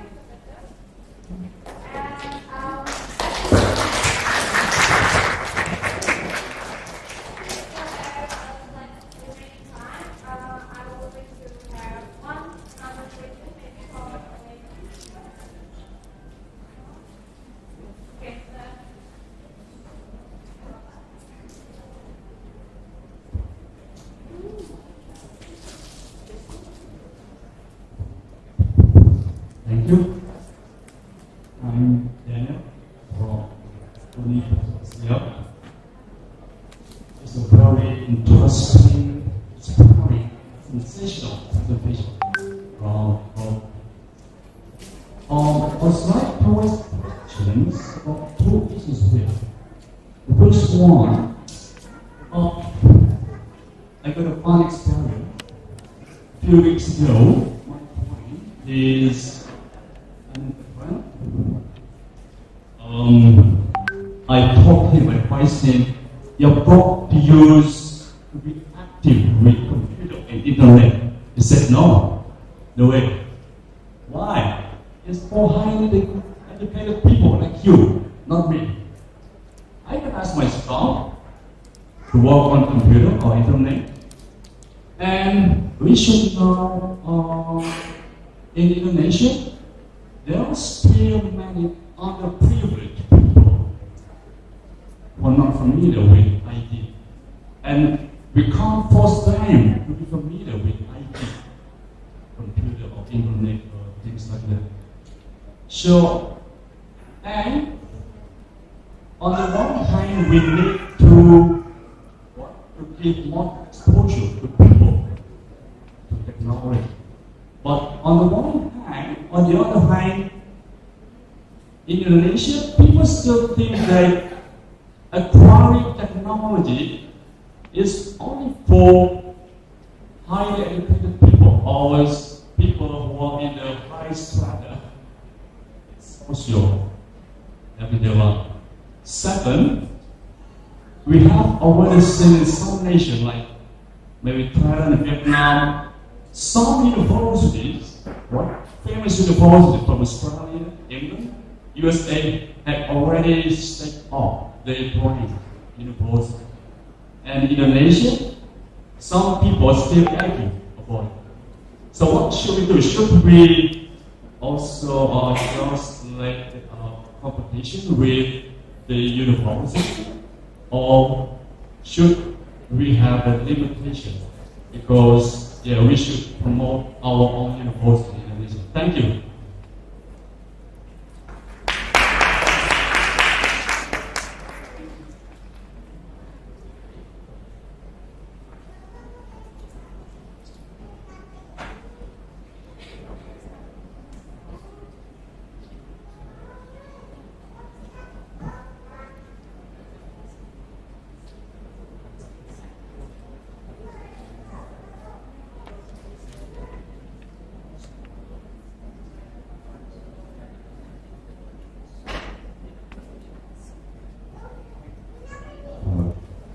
Yes, thank you. Let's talk about the use of the internet, or the use of devices. Is this use of technology different for different parts of the population? I think the answer is yes. We use the technology differently according to us. Let me ask you a question. Do the women use their smartphones more than the men? I don't know the answer, but what do you think? Do women use the smartphones more than the men? The amount of time they use it? As I mentioned to you before, the time on smartphones is higher among Indonesian youth than it is amongst other nations, especially in this region. So I'm agreeing with you, Fatmania, that internet use is different according to the strata of society that you come from. But less educated people tend not to use it as much or as effectively. However, this is changing. As time goes by, we are changing our use of the internet. And the availability of smartphones has increased tremendously. This is one of the biggest changes, technological changes, in the world, in our nations, in the last 5 years. It's had a huge impact, and artificial intelligence will contribute to that as well. You'll find that there's a lot of information that comes to you that is targeted towards you through your mobile phone, through your handphone. The responsibility is that we, as educators, should train our students as well as we possibly can to use devices, to use digital devices, so that we can take that into the classroom. We tend not to use handphones in our teaching. school and go to class, they put their phones away and they do not use them during class time. I think that's a big mistake. I think we should be getting the students to use their mobile phones or maybe their tablets in class. My grandchildren go to a school where every child is supplied with an iPad. Every child gets that. They contribute some money towards that. Their iPad is theirs. It is loaded with all of the school's systems. It is loaded with messages from the teacher to the parent. It is loaded with homework, and the tasks are done on the iPad at home by the students. So the students are using iPad all the time, in class and at home, on an iPad that is owned by the school. So there are controls on what information will come into that iPad. Children do not get access to everything. There are limitations. And this is mass use of digital devices, and that's what we need. So that all children, no matter how rich or how poor their family is, will get access to digital devices. And that will increase the amount of inequality that we have.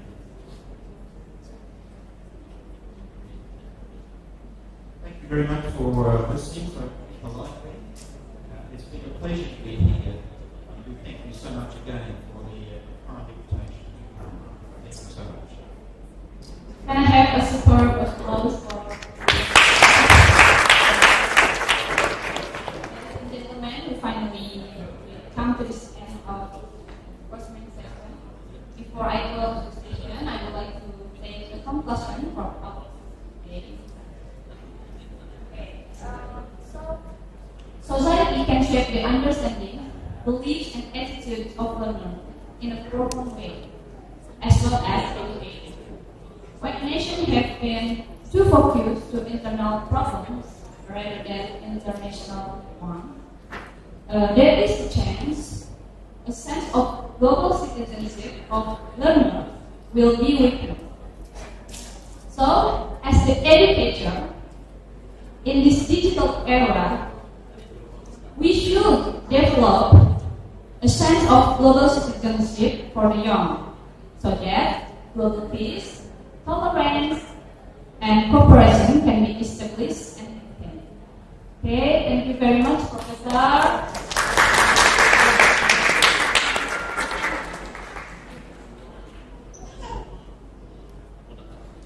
Okay. As the first session ended, I would like to give the round of back to the MC, our Bupati. Thank you very much for having me. Assalamualaikum warahmatullahi wabarakatuh. Waalaikumsalam.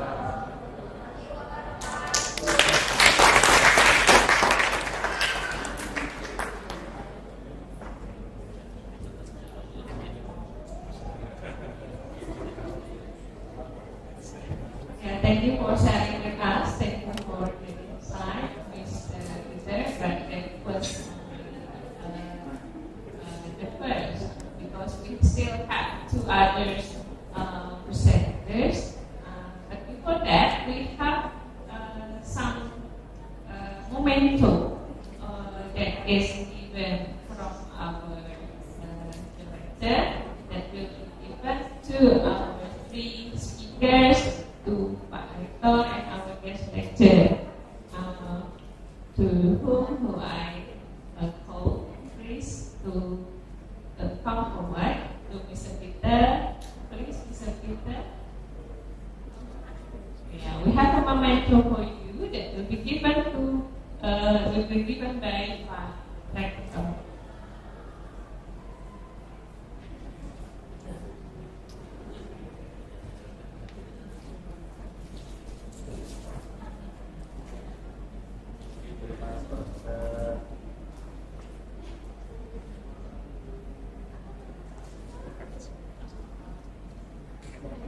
Give applause.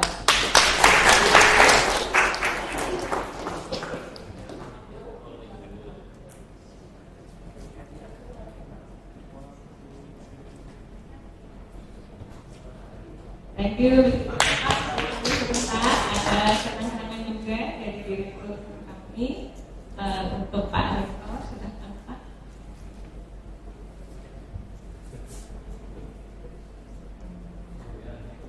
Ya Pak, kenang-kenangan dari kami, terima kasih atas kedatangannya. Ya boleh Pak, nanti topinya untuk dipakai ke Baduy. Mau dipakaikan boleh Pak. Ini ada ikat, namanya Pak. Ya, namanya ikat Baduy. Boleh dipakai.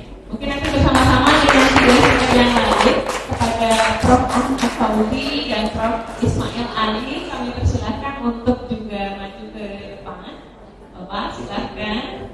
Prof. Jira dari Masyarakat University, please come forward. Juga dari Universitas Riau, Bapak Daniel, Bapak Afrianto, dan Bapak Dekan.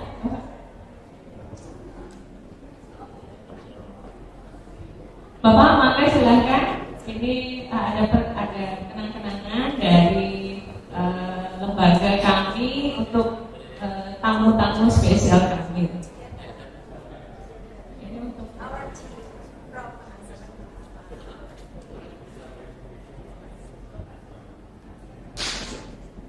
Ismail, kemudian Pak Ahmad Fauzi. Oke, Pak Ahmad Fauzi. Mohon maaf Pak, kami ganggu sebentar. Ya, ini kenang-kenangan. Sebelah sana. Sama Pak Ica.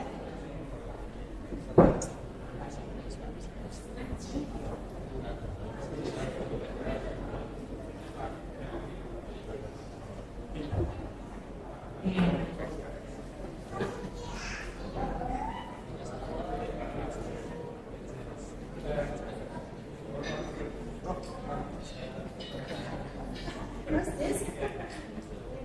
Terima kasih.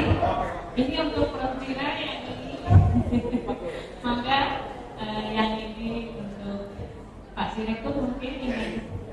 Oh iya, ini Bapak masih di sini. Nah, ini kenang-kenangan Pak Anto, Pak Daniel, ini ada ikat Baduy. Untuk besok Pak ikut ke Baduy ya. Nah, ya komen. Ya foto bersama. Satu.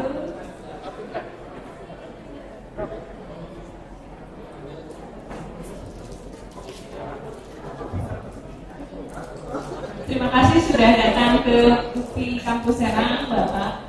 Ini tamu-tamu spesial kami dari Universitas Riau, kemudian dari Masyarakat University, dan tentu saja keynote speaker kami. Sebelum Pak Rektor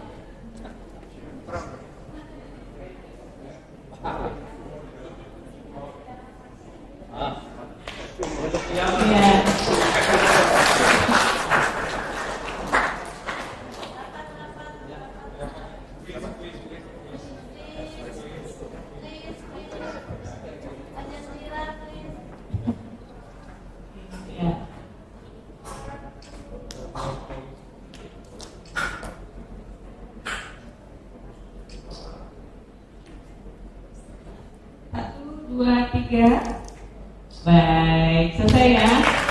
Tadi saya dipesan oleh Ajan Jura, dan Ajan Jura have also some moment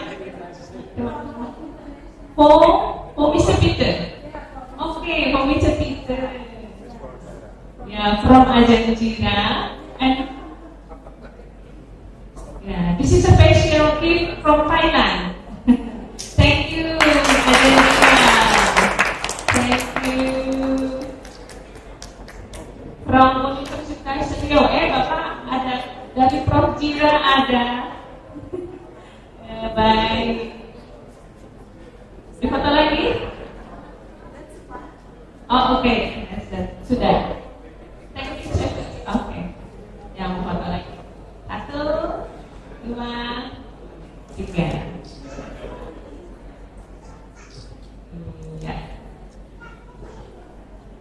Ya, thank you. Sebelum Bapak Rektor kata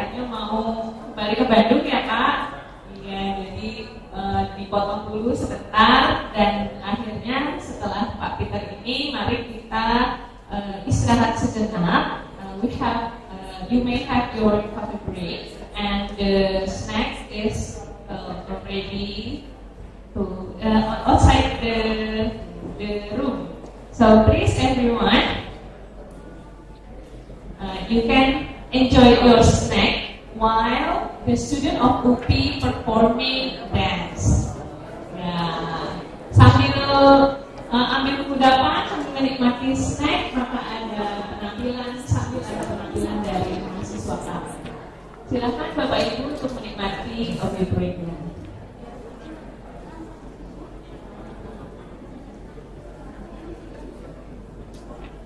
Menikmati.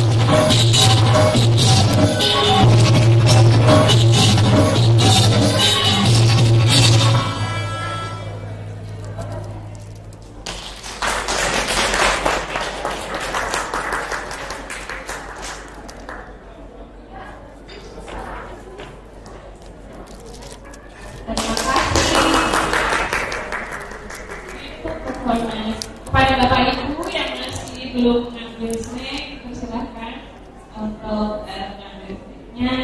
Setelah itu ketik.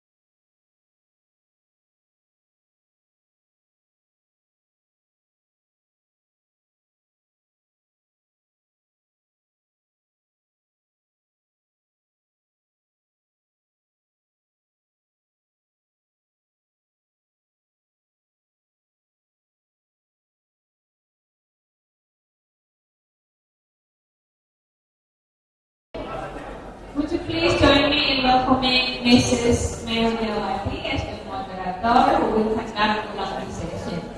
To Mrs. Mary, the floor is yours.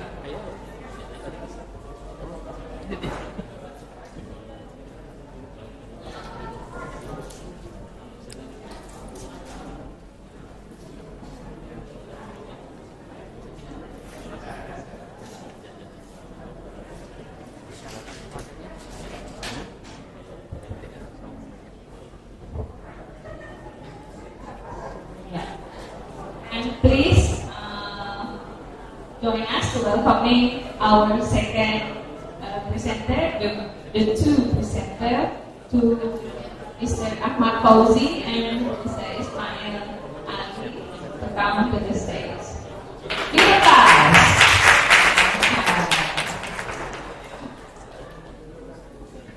Sebelah sini Bapak.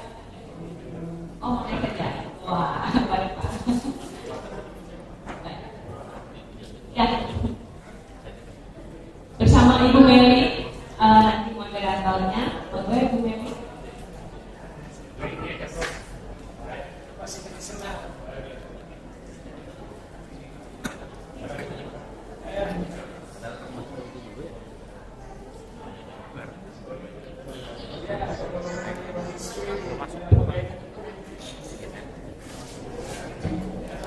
Bismillahirrahmanirrahim. Assalamualaikum warahmatullahi wabarakatuh. Good day, ladies and gentlemen. Welcome back to the second section of I-CONEMCIL, an international conference on education, primary and childhood, marine, computer information and logistics in 2023. Give applause. My name is Maria Hadirani and I will be moderating of the section. So, I-CONEMCIL offers to contribute a better life to our expertise and University Pendidikan Indonesia is one of Indonesia's big universities in the world to contribute positively. Now, we have two keynote speakers, and who are really with us? Professor Dr. Insinyur Ahmad Fauzi MSc and Professor Dr. Ismail Ali.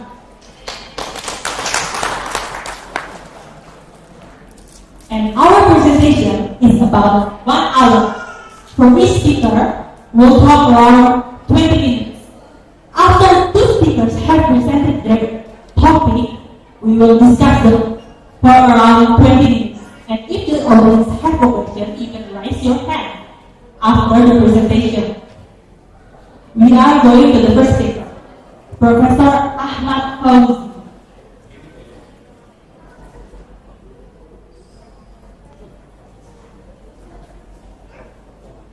Professor Ahmad Fauzi, before we start, I'm going to read the biography.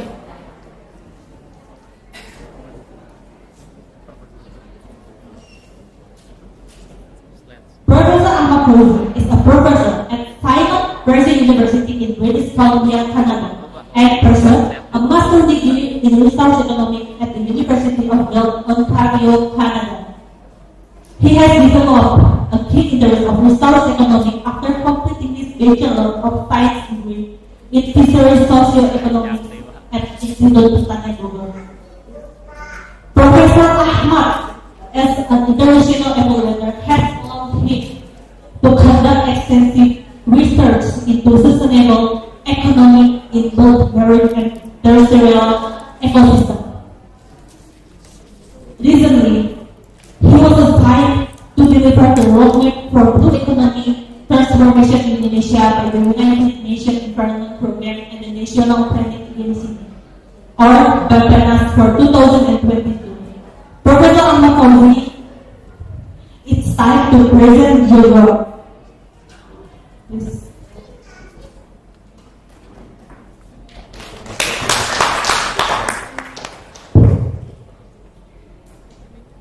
Assalamualaikum warahmatullahi wabarakatuh. Pagi semuanya. Good morning. Very nice to be back home. I'm originally from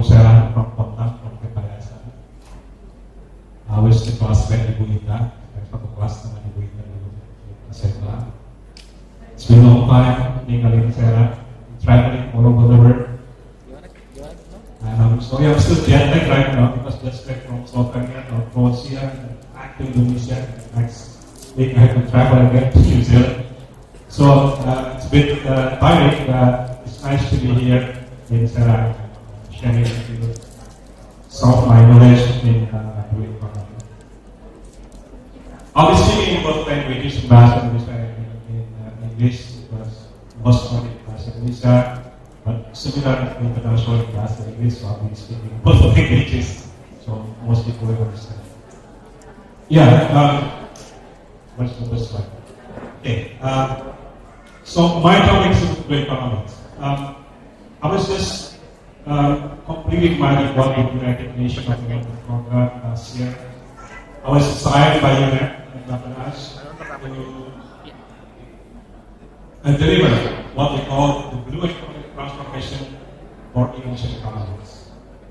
The reason is it's been a long time our economics mostly biased toward what we call land and economics. The retail economy. We're talking about economics, we're talking about agriculture, we're talking about land, we're talking about industry. Really ignoring whatever we had in front of us. That's our vision. Especially for Banten, very impressed, very appreciate what UPI does in the last couple of years by establishing the economics of the resource program. Because Banten is surrounded by ocean, dari mulai utara, west, all the way to the east, to the south. And this product in front of us for a long time is very important. So it's very timely, it's very crucial for economic development in Banten province. So, why do we need blue economics today? We have talking about green economics for the last couple of years. Green economics, something to do with environmental concern, sustainability. But blue economic, even though we have two terms, yeah, either green and blue, it's nothing to do with color, it's something to do with sustainability principle. Meaning that for a long time, for the last 30 years, for the last 40 years, for the last 50 years, our economic development mostly biased toward extractive paradigm. Yeah. Kita ambil ikan, kita ambil ikan, kita ambil tambak. But we forgetting that we never invested in our natural resources. Just like for you student, ya, kalau mahasiswa punya ATM tidak pernah nabung, ya, ambilin terus uangnya di ATM. ATM-nya mengatakan, maaf, satu ada tidak cukup. Alam juga begitu, Pak. We extracted more and more, we never invested. At the end of the day, the nature said, we are sorry, we cannot give you anymore. I give you disaster, saya diambil lagi, saya diambil. That's the problem with our development in the last 50 years. We've been extracting more and more from natural resources without taking care of what we have, what we invested in natural resources. Now we have to change the paradigm. We have to switch the paradigm. Yeah? Kita harus kembalikan paradigm kita. That nature, ocean, fish, whenever inside the ocean, whenever inside the forest, are our natural capital. Modal alam. We have human capital, we have financial capital, we have technological capital, we have infrastructure, we also have natural capital. When we shift the framework from factor operation, dulu kita menganggap capital itu adalah faktor produksi. Now we have to shift our paradigm, instead of using it, yeah, we have to treat it as capital. Dan kalau capital berarti kita harus melakukan dengan baik. Okay, so this is my next slide.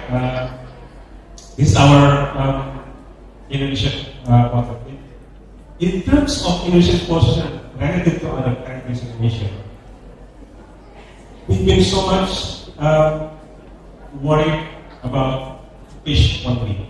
We're talking about ocean, we're talking about marine, we're talking about maritime. The only thing in our mind, the only thing in our brain, the only thing in our thinking is fish. Ya, makanya di sana 40% kontribusi Indonesia in ocean economic is from fish. Yeah, we do have everything in our area. But we forgetting these resources because we need to benefit everything of our ocean from the ocean. Next slide. In the next 15, 20 years, ladies and gentlemen, not only what we call established industry that we'll be talking in the marine economics, so on the capital basis, ada perikanan tangkap, seafood, shipping, port, so on and so on. But in the future, in the next 15, 20 years, we have got emerging sectors.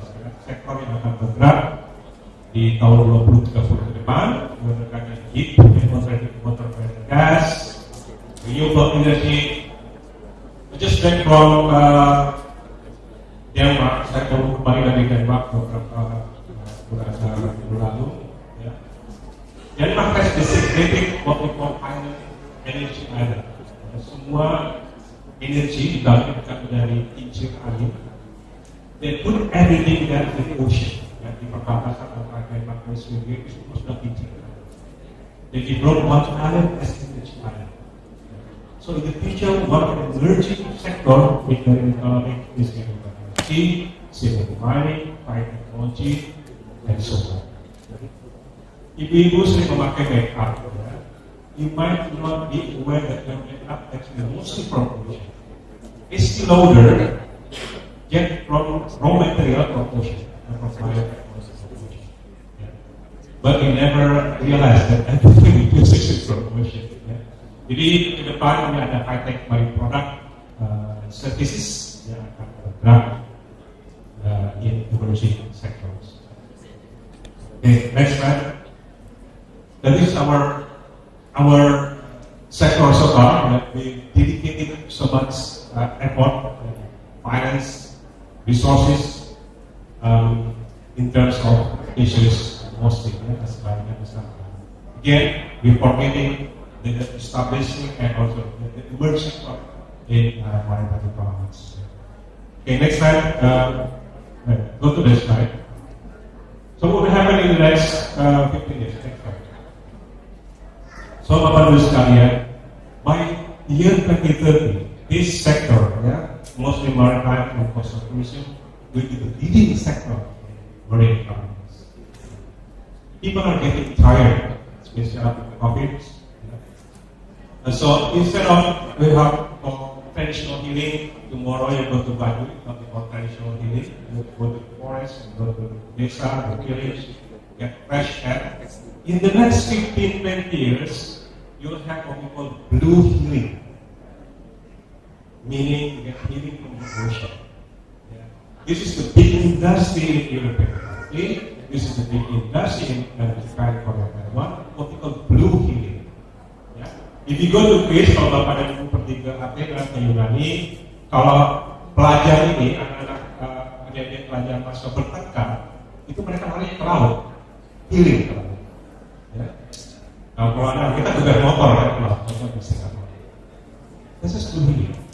This is emerging sector of tourism, coastal tourism, application. Yeah.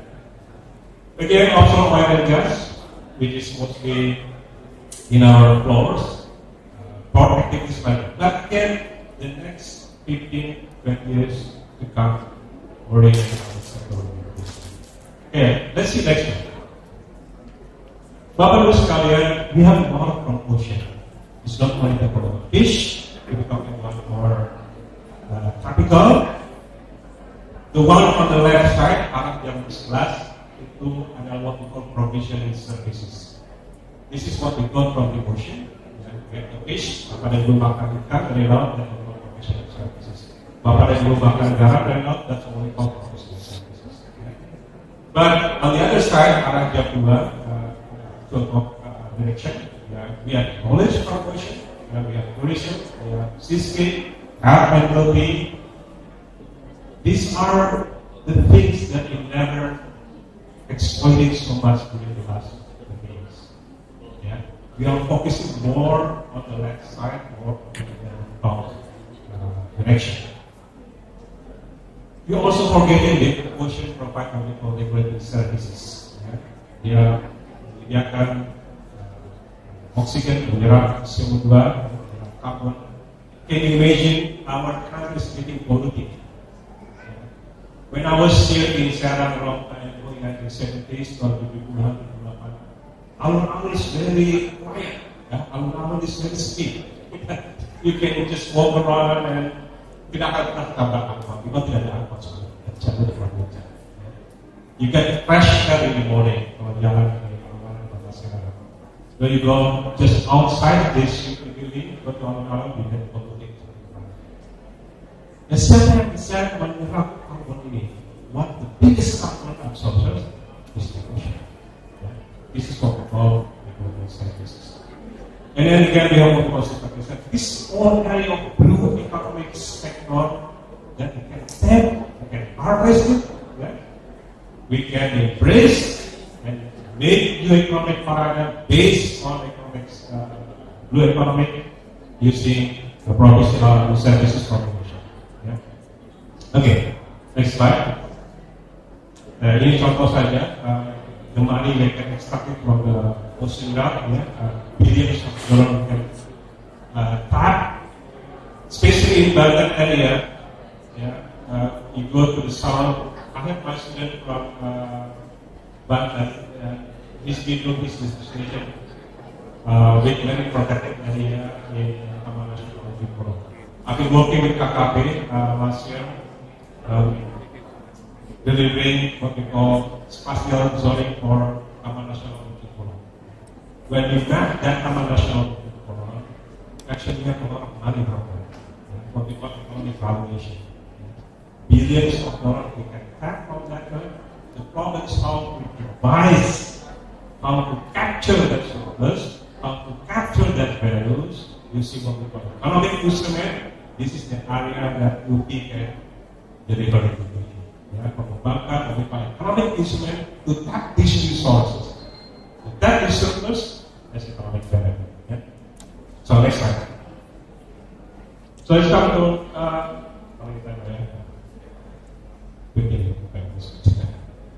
so let's talk blue economy. We have green economic, we have blue economic, we have economics. At the end of the day, we're talking about rainbow economics, the economic life.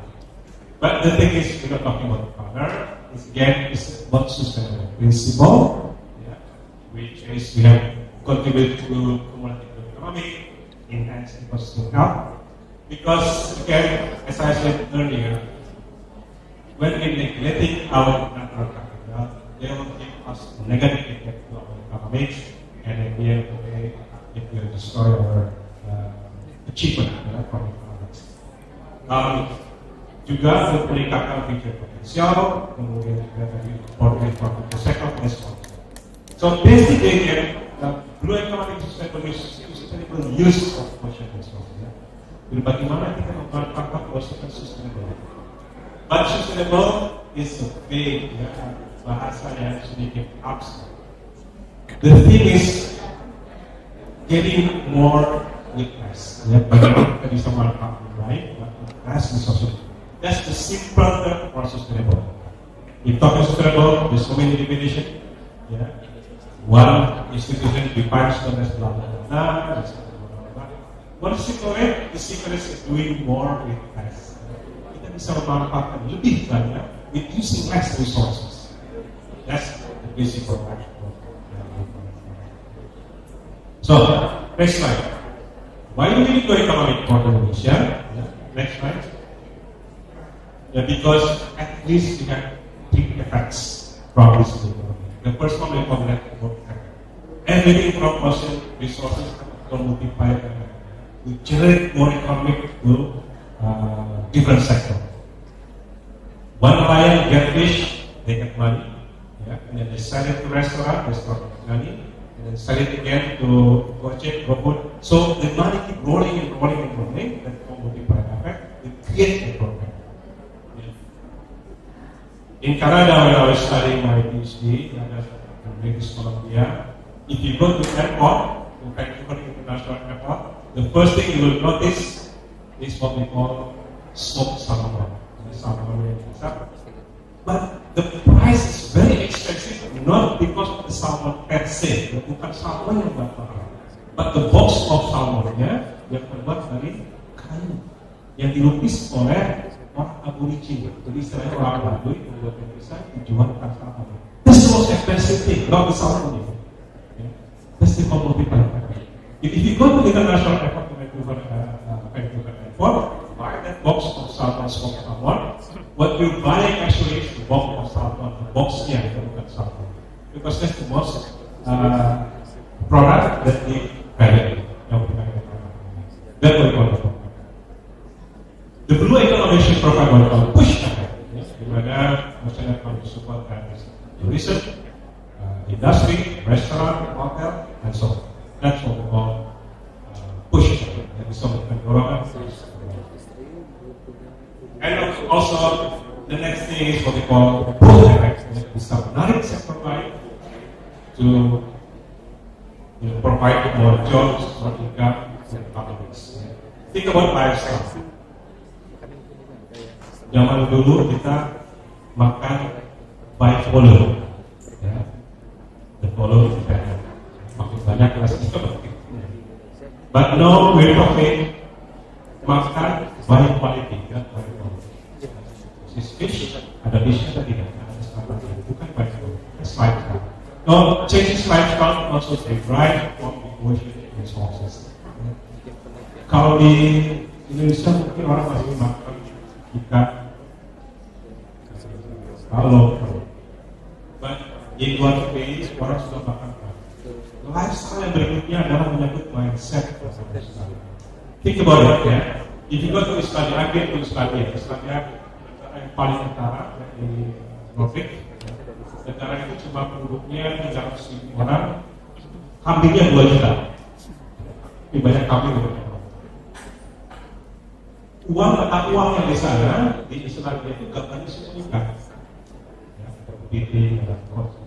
Karena ikan paling menjadi mata uang di Islandia. Dan they using as currency. Think about Indonesia. All produk-produk yang berkaitan dengan pertanian, dengan perikanan itu downgrade. Penjahat kelas 3, kelas kakap 3 dan kakap itu produk protein yang bermanfaat. Tapi kita analogikan dengan produk kelas kakap, penjahat kelas 3. Otak udang juga semua protein. Tapi kita negatifkan. Licin bagian belut juga semua protein. Kita negatifkan. Everything we do in our mindset is downgrading our resources. Dan itu muncul di policy, di kebijakan para penegak kebijakan. Kalau Bapak penjabat berbicara, jangan jadi koruptor pasca stop Pak. Bapak jangan bicara kakap harus protein. Kakap is our resources. Is our value. Islamnya jadi mata uang. Di kita kan Iran dan koruptor. Don't say that anymore. Karena itu downgrading our resources. At the end of the day, we don't care about it. We just don't trade. Everything we do about rotating and doing about ocean, just don't trade. Sementara di negara lain, dia diabadikan dalam bentuk uang. Karena dia valuable. Di China, if you go to China, datang di sudut dia akan ada batu kuala yang diabadi ikan. Why? Because China mengatakan niang-niang yeyu. Semoga keberkahan, semoga keberkahan ya menyertaikan. Karena yu dalam bahasa China itu ikan. Yu dalam bahasa Cina artinya kemakmuran. Ya. Karena ikan diabadikan sebagai nama kemakmuran. Ya. Di Indonesia ikan becek, bau, habis. So we have to change our life. Tapi ini lagi ya kita membuat sekalian. So next slide. So we need more policy to the corporate finance. We need multi-function accounting. Kalau kita sekolah dan kemana-mana di fakultas ekonomi ada jurusan apa? Akuntansi. Yang itu apa? Duit, aliran. This is what called financial accounting. In our resource, we have also resource accounting. We have to count our resources. How many we take from the ocean, how many we give to the ocean, that we can count. We never do this selama ini. We need that action. Now, I've been doing this as membangun ini Korea, we have to value our resources. As part of the economic principle in Indonesia, don't doing economic accounting, setting up economic system, we have problem distribution, anything is without costing for education. Ya, karena kalau di parlemen di Islandia, di DPRD di parlemen itu, kalau ada masalah sosial mereka produksi. Ya. Tapi kalau kita mereka dicuri, ya mereka akan berbuat. Karena itu spekulan itu cepat jalan. Okay, next slide. This, next slide. We need to also support policy for blue economic, ada high level commitment, because every time the government changes, setiap 5 years ganti wali kota, ganti gubernur segala macam, the paradigms might be different, but we need consistent paradigm, because our policy in terms of natural resource, any policy, it's just like patient care. Kebijakan kita itu seperti kebijakan para usaha atau sekalian. Dari usaha hari ini pameran, usaha berikutnya pameran. They keep changing every 5 years. They never continue. That's the problem with the policy. So we need commitment from one government to the next government, one leader to the next leader. Think about it. I've been talking about ocean economics for the last 20, 30 years. Even di Banten saya berpakai ekonomi. They never change anything.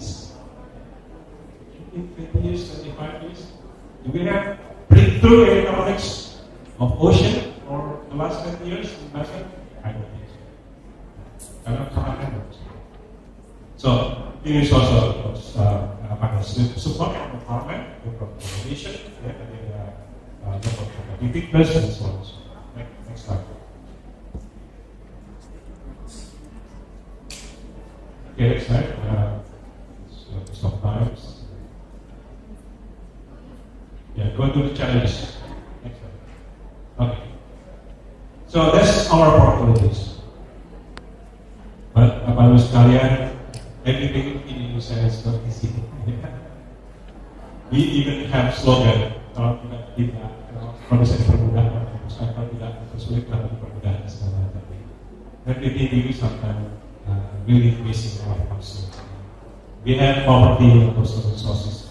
Almost every coastal area in Indonesia are characterized by village with poverty-stricken area.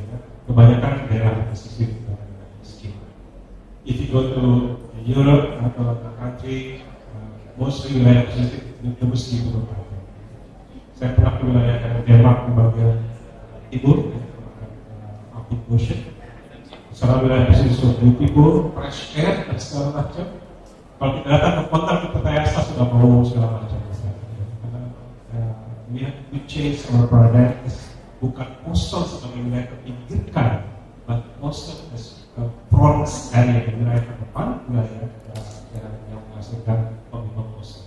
Ya, Banten historically ada Pak Ali dan yang lain is coastal city awalnya. Banten ini dibangun dari coastal city, tapi dibangun dari wilayah Banten utara sana, dari Portugis masuk dan segala macam. Ketika saya ke Leiden, ke Belanda, masuk one of the things kalau saya ke Belanda itu pas saya ke Leiden. Kami Leiden menyimpan dokumen sejarah Indonesia yang sangat apik, very detail. Saya ke sana baca sejarah bagaimana kerajaan-kerajaan kemudian Belanda masuk ke wilayah Banten Utara. Dia dibangun coastal city, awal dibangun benteng dan sebagainya. Dia desain Banten Utara as coastal city, ya, sebagai hub ekonomis, sebagai hubnya ekonomis wilayah Jawa. Tapi kemudian long way kita bergeser ke komersial, ya. Datang ke Banten Utara menjadi daerah yang tertinggi. So this is positif kita kerjakan saat ini. So that's the we are also trying to coastal evolution. Banyak lahan bisnis kita itu konversi. We are problem with coastal laut dan segala macam. We are problem with complexity, high transaction cost, long time cost, maybe many years ago, I was asked by the dead Bupati Serang to analysis on pasir laut. Saya bilang Banten ini ada memiliki pasir laut, tapi juga di sedimentasi mereka. But the media kemudian harus memprintir kata-kata saya. Profesor dari media asal Banten membolehkan pasir laut. Padahal original thinking, when I was doing that analysis, I said we have problems. Ada coastal devolution, ada coastal sedimentation. We have to think about it in a comprehensive way. Tapi oleh orang juga Profesor UPI Ahmad Fauzi membolehkan pasir laut. Jadi es problem also karena menyebutkan biaya praksi yang sentral. Yeah, the thing is that we have a political party in setiap election. Yeah. Anytime you enter one city to the next city, the first thing you saw is gambar para kawan-kawan. Not beautiful scenery, not beautiful view, but beautiful kawan-kawan. So, because political motive is different, this is also a problem with the ocean development. Okay, next slide. I think these are some complementary challenges that we'll be talking the last 10 minutes. Basically, is a problem that mostly persistent in our system, our policy system. Again, we have to get with more fiscal instrument. If you talk to DPR, if you talk to Parliament, how much budget allocated to ocean resource, mostly a tiny fraction of that budget allocated to the resources. Yeah. Karena kebanyakan bagaimana kemudian banyak juga untuk blue economic media. Yeah.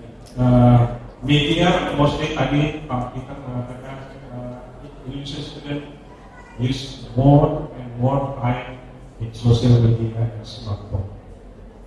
But I'm very confident you're not searching for blue economy, you're not searching for green economy, you're not searching for blue economy. Mungkin berita-berita yang celebrity mereka.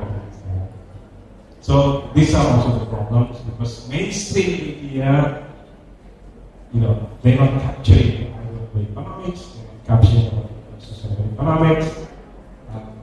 They're still using, conventional news, hot news, sexy news to deliver to society instead of talking about the economy, instead of talking about the economy. So that's our challenges. Final word. So I always remember Juni. He was saying at one time, a strong nation faces the sea, while one faces the land. This one author from French, he wrote a book about 1421, the China discovered America. He always thought that Africa was discovered by Columbus. That's what berpikir Amerika itu bukan oleh Columbus. Yet documentary after documentary membuktikan bahwa China was the first one to discover America because they had complete map of Pacific Ocean. Ya. Kemudian bisa mengembangkan ada beberapa bahasa yang ditemukan di Indonesia, ditemukan juga di Meksiko, di Amerika Latin sampai ke Amerika. Sapa. Ya. Di sini kita bilang sapa, di Panama juga bilang sapa juga. Sapa dari mana? Dan bahasa Cina. Ya. Sampai ke Meksiko, sampai ke sana. Ya. Itu bukan bahasa Columbus. So, bangsa yang kuat dibilang menghadap laut. Bangsa yang lemah membawa angin. Banten sekali lagi dipilih oleh laut utara barat selatan. We have to face that ocean. UPI is the leading institution yang kami anggap bisa melayani teman-teman. Saya apresiasi luar biasa secara ada program Juni. Karena I talk to Tirta, Anda suka program kami depan kiri kanan pertama. Baik, tidak menggunakan. Nanti membuka pada saya apresiasi luar biasa, utama kepada karena sudah lama kita belakang yang lama, sudah lama. dimulai dari pendidikan. Kalau mahasiswanya tidak sadar, anak kecil tidak sadar, anak TK tidak sadar akan menjadi laut ikan-ikan. Di Denmark akan menjadi salah satu the best hunting country in the world. Kenapa? Kalau saya ke Copenhagen, ada anak-anak di jalan itu, anak-anak TK dibawa oleh ibu-ibunya. Saya dibawa ke wilayah Seattle, Belgium. Maka anak TK ini cerita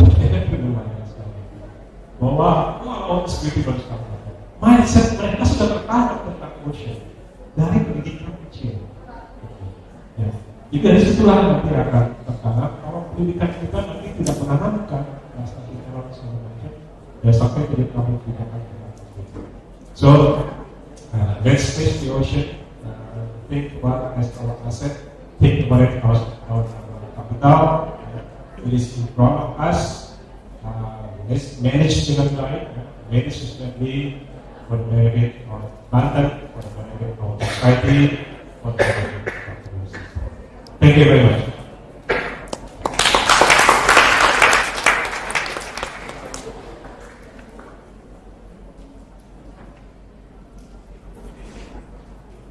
Thank you very much for our presentation. Your presentation is so good, so excellent. About the economic strategies, investing challenges, and Indonesia has so many resources. We could change our mindset. Okay, now we move to Professor Ismail Ali. I'd like to read his profile first. Professor Ismail Ali completed his master in maritime history of civilization from University Malaya, Malaysia, before earning his PhD in the same field in 2004. He later served as a lecturer in 2005, and he was later appointed as the head of history program, School of Social Science, after 3 years of service. Then, he was appointed as a director to the I-CONEMCIL, University Malaya Sabah Kampus Antara Bangsa Labuan.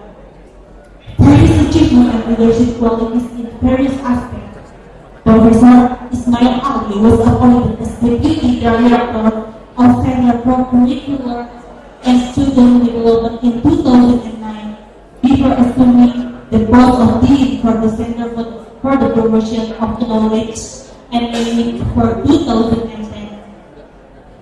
Now, Professor Ismail Ali, it's your time to present your work around 30 minutes.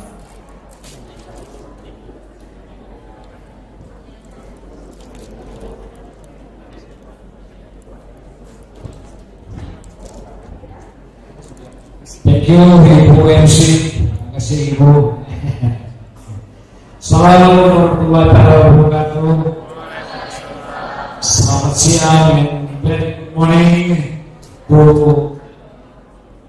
yang terhormat Honorable Bapak Profesor Hermin, Direktur UPI Serang Kampus, presenter, lecturers, postgraduate students, the ladies and gentlemen, bapak-bapak, ibu-ibu, and all conference participants. Let me try my best to speak Indonesian language. I think this might be an opportunity. This might be because based on my observation, more than 90% in this world is Indonesian. I should proud to speak Indonesian. If I'm wrong, please comment. My first of all, I want to thank UPI Serang Kampus for inviting me to be the keynote speaker this morning, and congratulations to Bapak Direktur and staff for this conference. Like Ibu MC told me before, only 20 minutes is impossible. I want to share with you this keynote around 45 pages possible. So I try to make simplify. So I just want to share with you what is this mission and vision to become the world maritime center from the historical perspective in Southeast Asia. I think as we propose it, talk about the blue ocean.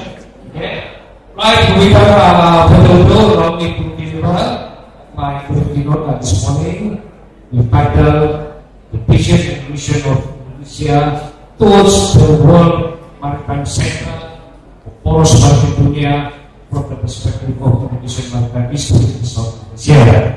Okay, jadi teman ibu bapak, the announcement to create a maritime economic initiative known as the 21st century maritime sector by Chinese President Xi Jinping in 2013 is create a new paradigm shift in economy and politics in various countries in this region. What I refer is Southeast Asia. Baik, melalui vision yang disampaikan oleh Presiden China, nampaknya I'm very proud with Indonesia. Why? In this region we have many countries, but Indonesia is one of salah satu negara yang mendukung agenda ini. Ini berbeda dengan Malaysia, dengan Indonesia, dengan Thailand, Philippines. It is listen this vision and mission, but this is different with Indonesia, berbeda dengan Indonesia yang menghalang, menyambut jabatan mission and vision ini karena status. This is you also you must be proud as Indonesian because Indonesia adalah negara yang diiktiraf sebagai archipelago extend oleh UNCLOS 82. Kita Indonesia negara macam tadi Bapak Deposit. Indonesia is so proud because why? You are a maritime nation. 70% adalah laut, 30% daratan. Ini sama dengan dunia. Bumi 70% is air, 30% is daratan. Jadi kenapa tidak diambil agenda ini untuk mendukung Indonesia sebagai sebuah negara di dunia?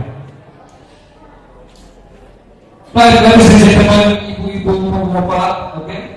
When we talk about poros maritim dunia, we need to understand first what is maritime nation. This is the concept. What is the maritime power? By doing that, we must understand theory, sea power. Sea power theory by man. I think all of students, you know already this theory.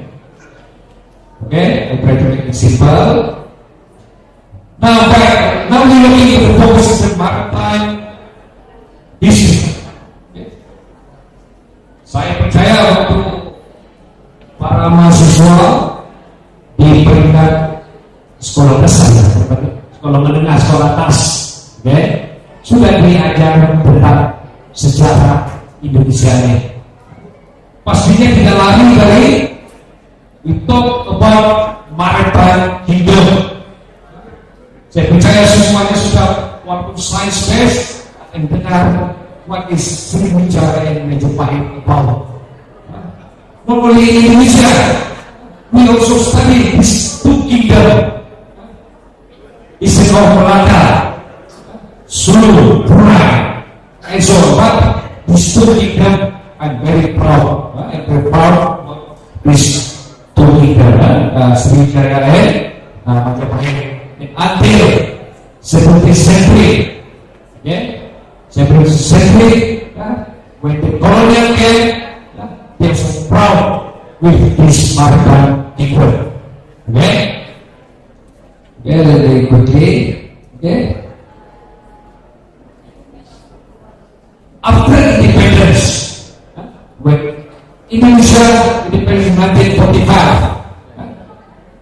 All of you know how the strength of your leader, Indonesian leader, to make Indonesia as a great maritime nation. After the Dutch, okay, you know about Soekarno, Presiden Soekarno. Today is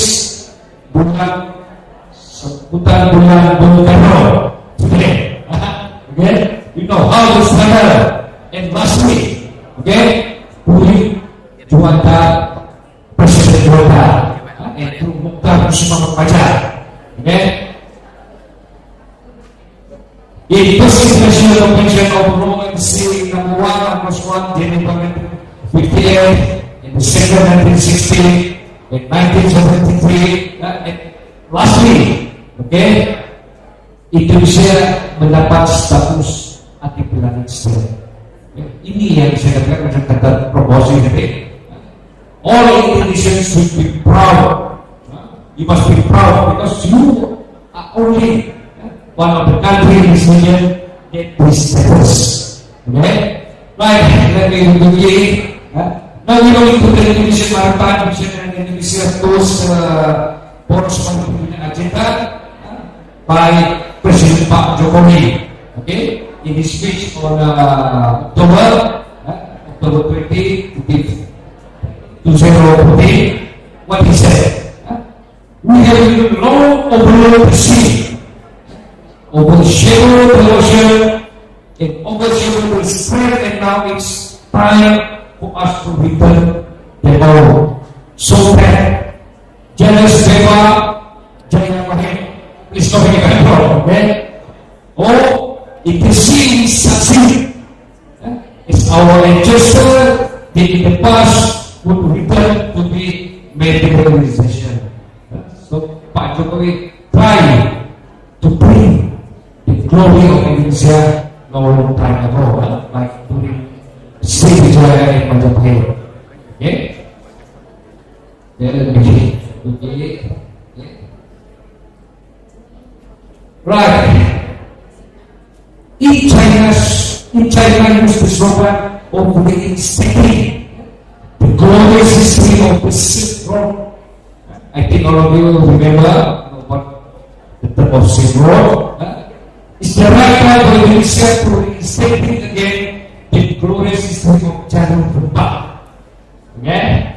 When China is proud to mention about Silk Road, Indonesia also proud because we have one slogan called Janur Rupa for Spice Road, and we realized the Indonesian agenda towards the maritime central by 2025. Right. Presiden Jokowi during the East, as he said, in November 2014 in Myanmar, he took 7 pillars in 5 Indonesian policies to support this agenda as a maritime poros maritime dunia. Okay? Ladies and gentlemen, Bapak, it's a discussion. I think all of you know about Indonesia poros maritime dunia, this slogan, this vision. I think you already know, but let me discuss whether this vision to make Indonesia the world maritime center is achievable or just an empty slogan. Okay? This is almost questionable by Indonesia. Right, since the announcement of the vision of the Indonesia towards maritime center by Presiden Pak Jokowi in 2014, most of the Indonesian ask how far this vision can restore the glory of Indonesia maritime history and bring well-being to the Indonesian. I think this is very important. What for this vision? They don't give benefit to the Indonesian. Okay? Right, in view from the geopolitical, geopolitical, and geoeconomic and geocultural reality, it is not impossible. Like Professor mentioned before, you have very huge sea and ocean. Okay? It is not impossible that this vision cannot be fully achieved, or at least bring little change to the people in Indonesia itself. Without full awareness and involvement from the Indonesian people, it will not allow this agenda to be achieved. Jadi makanya Bapak-bapak, vision dan vision yang dilontar oleh pemerintah Indonesia ini tidak akan mencapai apa-apa jika tidak sekiranya saudara-saudari, bapak-bapak, ibu-ibu yang harus mendukung agenda ini, mengangkat semula martabat laut-laut yang ada di Indonesia yang cukup kaya. Okay? Justru itu, seperti kata tadi Bapak proposi, Indonesia should be proud, termasuklah produk-produk yang dihasilkan. Dan saya setuju, kalau lihat dalam mana-mana berita memperlihatkan bagaimana struknya kerajaan pemerintah Indonesia menenggelamkan vessel-vessel dari negara luar. Ini satu hukuman pada saya bukan yang jahat. Itu satu hukuman yang adil buat makhluk-makhluk yang ada di dasar laut. Berapa banyak your resources, especially illegal fishing. Maybe not in Java Sea, maybe within border. Beberapa Indonesia, Philippines, when the Navy cannot manage because it's very huge. Okay? Karena itu, mencegah proposal ini harus para bapak-bapak, ibu-ibu untuk mendukung agenda memartabatkan semula laut dan aset-aset yang ada. Okay? Right. I do believe most of here is student. Okay. Now we ask, what is the future research into this matter, into this vision and vision? Okay. Right. Simple. Okay. There is so many topics you can study, you can research. Like, how about the Indonesian leader and people mindset? Are they ready for this mission and vision? What is the implication of the moving Indonesian capital from Jakarta to Kalimantan? Maybe this is related to this agenda. Okay? Related to this agenda. Okay? And what is the benefit? Like I mentioned before, for Indonesia government and Indonesian people about this vision. Okay? I hope, in my sincere, I hope this mission and vision Indonesia become poros maritim dunia will be happening as soon as possible. Okay? And also we can study about the IT, logistics, transportation, technology support, because I believe this vision cannot be in reality if you don't get good in this IT, logistics, profession, and whatever and so forth. Okay? And how about the economic growth between the region? The role of China and neighboring countries, what we call is ASEAN, sea conflict. Now everybody know what happened to South China Sea. Okay? And what happened? And what is the implication to the wawasan sosial pada Indonesia when Indonesia apply this vision and vision?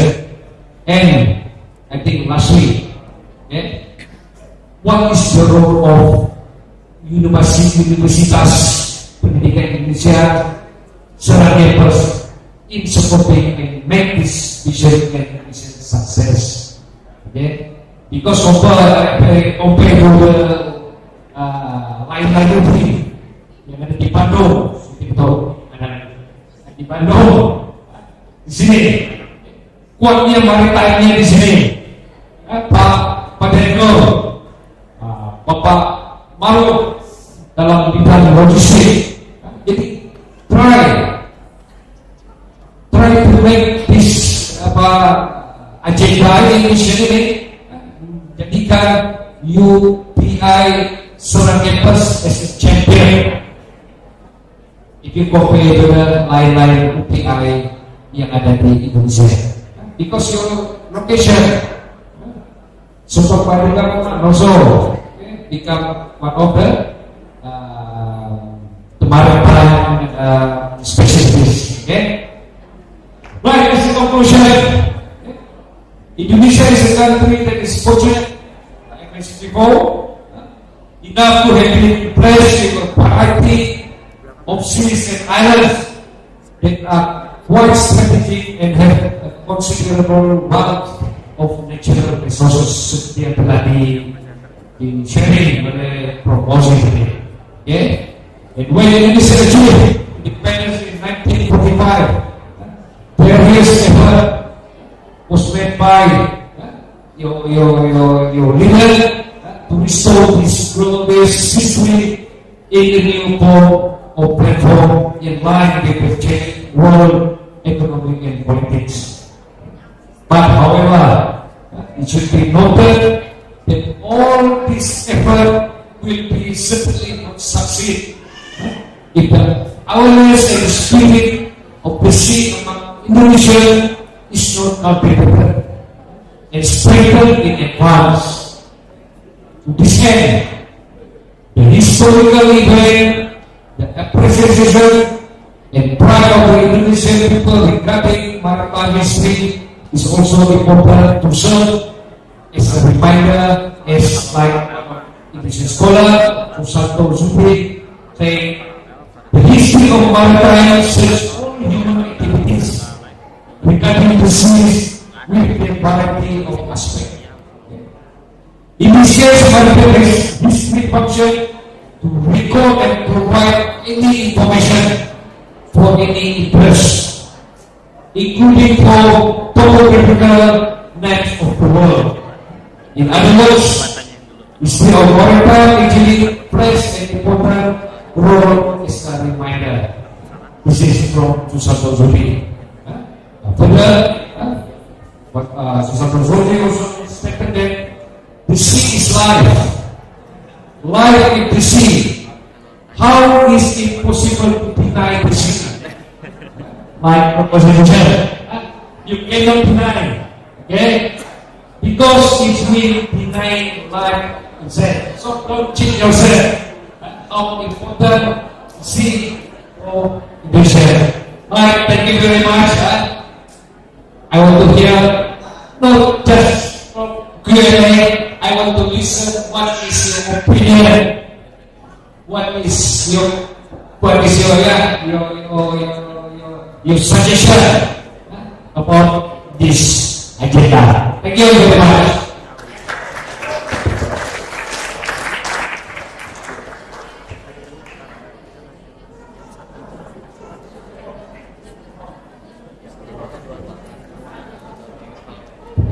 Thank you very much for my first time.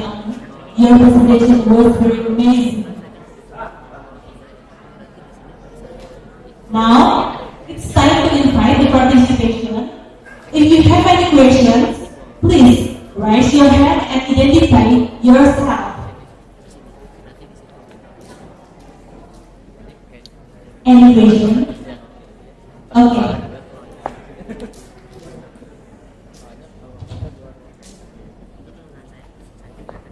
Student, come on. Student, mahasiswa. We want to listen from you.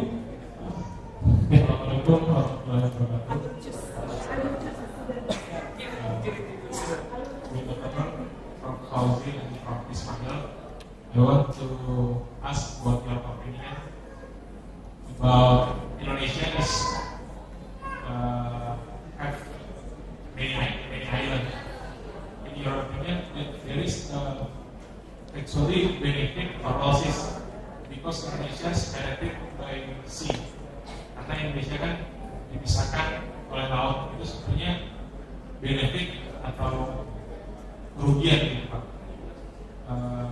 Karena I think the big country not separated by sea. For example, America, United States, China, and then Japan, ya kan, the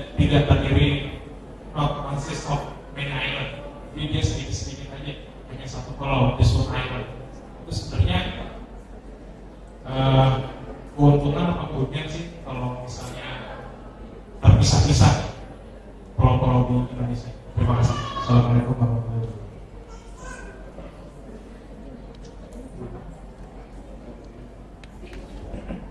Okay, maybe I will collect the question first, yeah.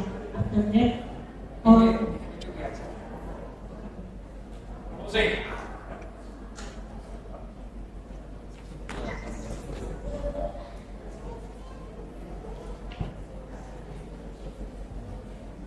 ya, ini pertanyaan Pak Tato cukup menarik ya. Jadi saya ambil kembali dari bandara Praha ke Doha. Saya beli buku. Buku itu ditulis oleh tim Marshall, namanya Prisoners of Geography. Prisoners of Geography menggambarkan bagaimana negara tersandera. One of the reasons why Russia invades Ukraine, because they don't have warm water, mereka nggak punya air hangat, lautnya itu beku. Kalau mereka mau kirim pasukan, itu pelakukan itu beku. Most of the time, only small fraction of the time within the year, only 1 month or 2, itu laut itu mencair. But the rest of the year, it's very cold, dark, dan juga solid. So they need warm water. Mereka perlu air hangat. Ini Ukraina itu dari Ukraina. Ya, Ukraina itu bagian dari Ukraina. Karena untuk mengirim pasukan dia perlu air hangat, dia perlu pasukan Rusia. Dia perlu pasukan logistik dan segala macam masuk ke Rusia. They need salt water, they need warm water, they need water. Rusia sudah tersandra oleh geografik, even their continent. Ya.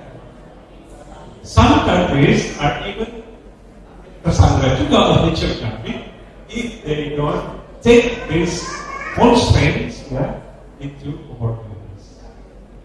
So the problem is only that kind of things. Jepang tidak sama, islands, but it takes that content as opportunities. They build Shinkansen, dari mulai Hokkaido sampai Okinawa itu connected semua dengan Shinkansen. Kita mau nyebrang ke Serang, antrinya luar biasa. So we can turn this concept opportunity by building connectedness. That's why our former president Pak Habibie waktu itu dia have to build small airplane. Ya, ini sih kita dengan pesawat kecil balik ke bawah. Karena dia topik lain. Saya pernah di California yang mereka untuk ke Montreal. Kita pakai pesawat Bandung dari kecil. Penumpangnya 6 orang di situ. Coba dari California ke Montreal di kota kecil. Ya ternyata. Dan kita harus banyak connected destiny seperti ini. Jadi island is given. Dia sudah diberikan oleh Tuhan. We are already prisoners of God. Kita sudah tersadar oleh Tuhan.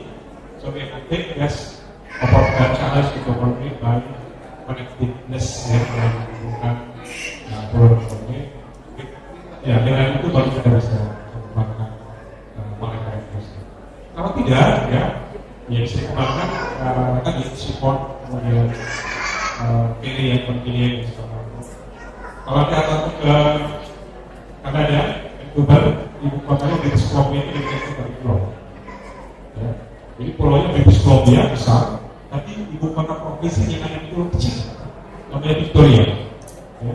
Tapi dari yang ke Victoria itu every hour, setiap jam, dan seperti darat dan tubuh lewat tank. Ya. Jadi salah satu konektivitas infrastruktur yang dikembangkan untuk daerah kecil. So it could be blessed, it could be cursed, it depends how we change our concept into opportunities. And that's our best part. Baik. Baik, saya ini just continue what Professor Jose answered the question. Okay. Baik, saya tertarik dengan tadi ya, please correct me wrong. You mentioned about like bisa because of uses very huge. Okay? Let me correct. Laut tidak pernah memisah. Kalau Bapak Lapian masih hidup, pasti dia akan marah. You know Bapak Lapian. Bapak Lapian is one of very good scholar in maritime history. He mentioned sea is not a separator, but it's a unique. Laut bukannya pemisah, tapi sebagai penyatu. Because you have more than 70,000 islands. Okay? You have Sumatera, you have Java, you have Bali, you have Kalimantan, you have Sulawesi. All this region is connected by sea. Okay? So try to change your mindset. Ya Pak, laut tidak pernah memisah. Dari segi physical only, it's very soft, but we must remember between island, between the land is connected by the sea. Jadi saya selalu marah dengan pelajar-pelajar di Malaysia.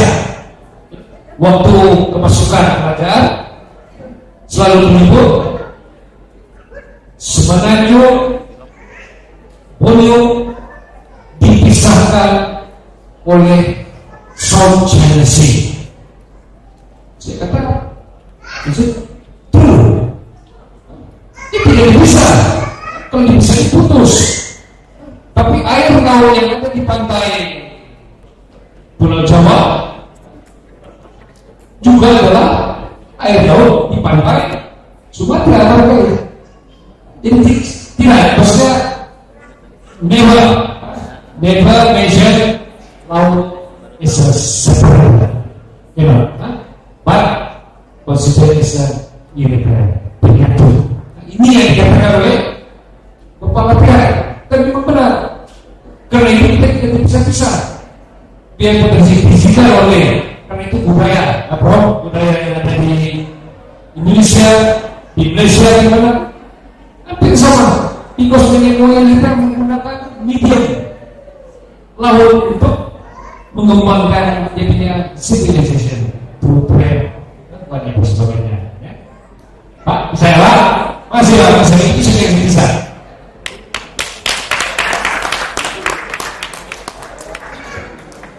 Okay, thank you, Professor Ismail Ali and Professor Ahmad Fauzi. Now, I want to ask about her opinion, and I will choose randomly. Okay?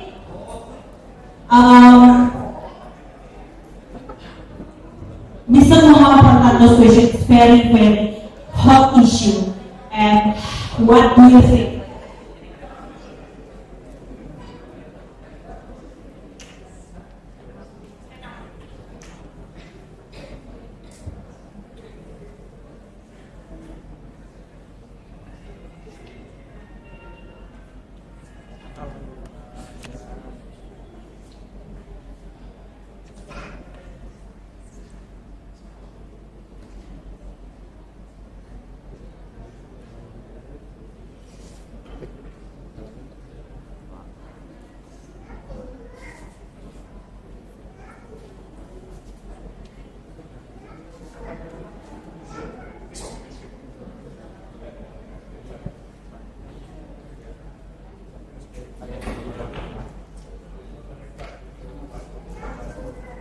What do you think about this topic from Professor?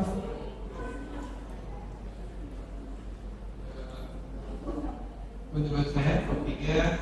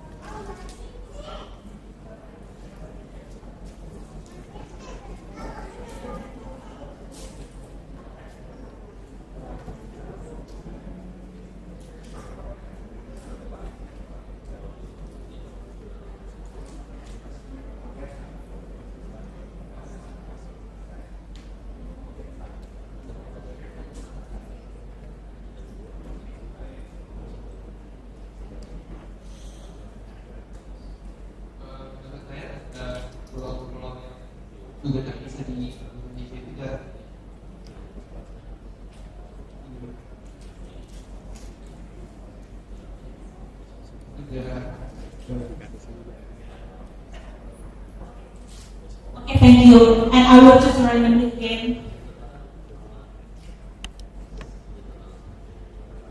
Please make sure all participants hear the topics from the professor, please. What do you think?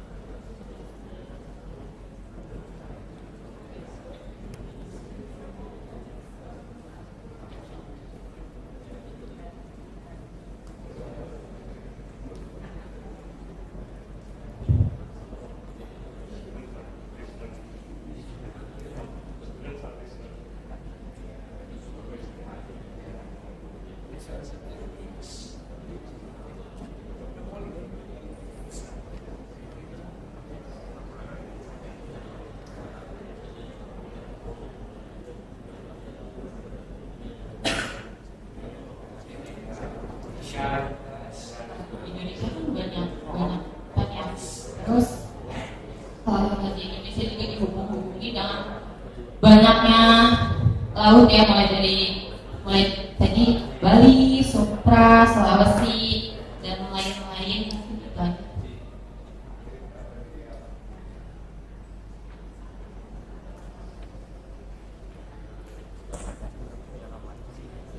Okay, I want to know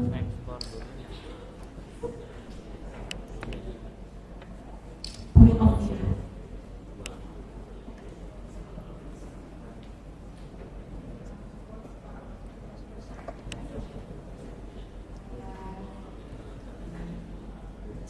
Menurut saya topiknya bagus karena membahas tentang ekonomi kelautan yang merupakan salah satu sumber daya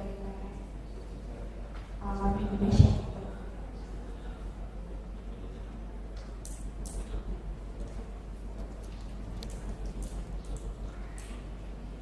Okay, thank you.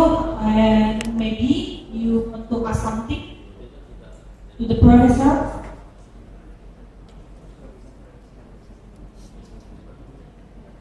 Okay, for you to introduce yourself. Assalamualaikum warahmatullahi wabarakatuh. First of all, I want to say thank you for letting me ask it. My name is Ocean, and I want to ask about Professor. For we as a student in here, what should be things for us some advice for improving blue economy, especially in Indonesia? Like for improving blue economy in Indonesia, what can we do for us as a student? Thank you. Sorry for my.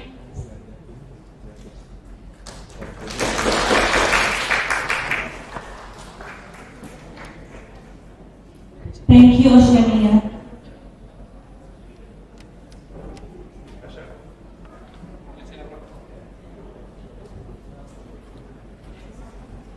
Yeah, this is a very good question because the next stage of economic transformation in Indonesia, which is blue economic transformation, very much depend on the younger generation. So first thing first, mainstreaming blue economics in Indonesia is apa yang harus fokus. Mainstreamingkan blue economic Indonesia ke depan ini tanggung jawab. Why the first thing is mainstreaming? Because we live in era of economic information. Kita sekarang hidup di zaman economic information, digital marketing. So once mainstreaming of blue economic Indonesia has been taking place by the nation, in the next 20 years, 25 years, Everyone knows about economics, policymakers know about economics. And at the end of the day, you are the one who will be policymakers.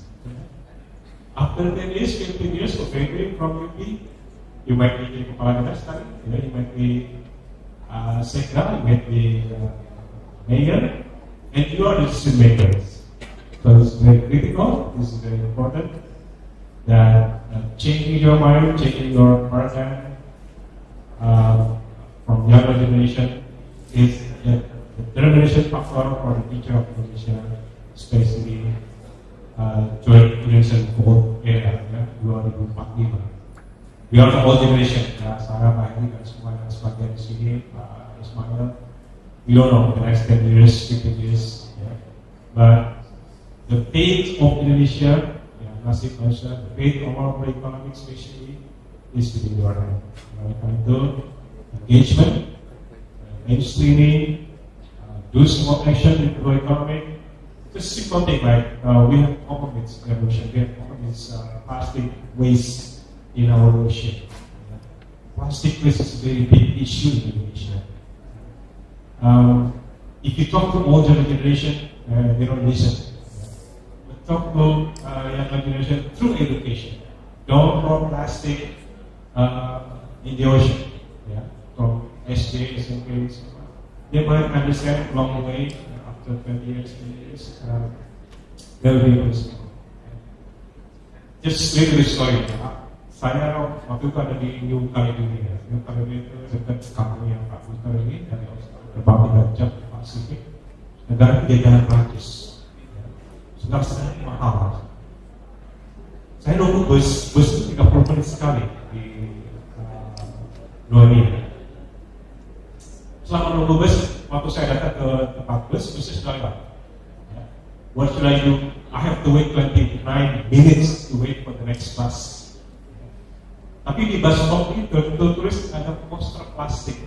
Dia bilang, kalau Anda if you throw this plastic, ya, in ocean, it take 1,000 years, ya, perlu ribuan tahun to degrade. Kata-kata ribuan tahun itu saya baca 29 menit menunggu bus. Can you imagine? 29 minutes, I'm reading that 1,000 years of plastic garbage in the ocean to be degradable. It is in my mind forever. Di kepala saya selamanya. Just 29 minutes waiting for the next bus. So, mungkin ini perlu nanti di UPI disampaikan salah satu kurikulum untuk pendidikan. Ya, kalau nunggu bus untuk apa sekarang pasti proses dan segala. It will implanted in their mind, in their brain, that plastic takes 1,000 years to be destroyed by nature. Orang tidak akan berpikir untuk membuang itu. Ya, that's the role Indonesia. Jadi, it's upon your shoulders, it's in your hands. Just do small things, simple things. It will change society. It will change. It's really big matters. Yeah. Okay. So, Vice Mayor, you want to add something? Vice Mayor, you want to add something? Want to say something? No?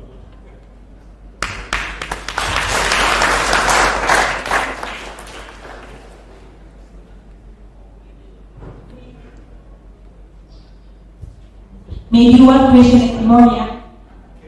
Okay. You want to ask a question?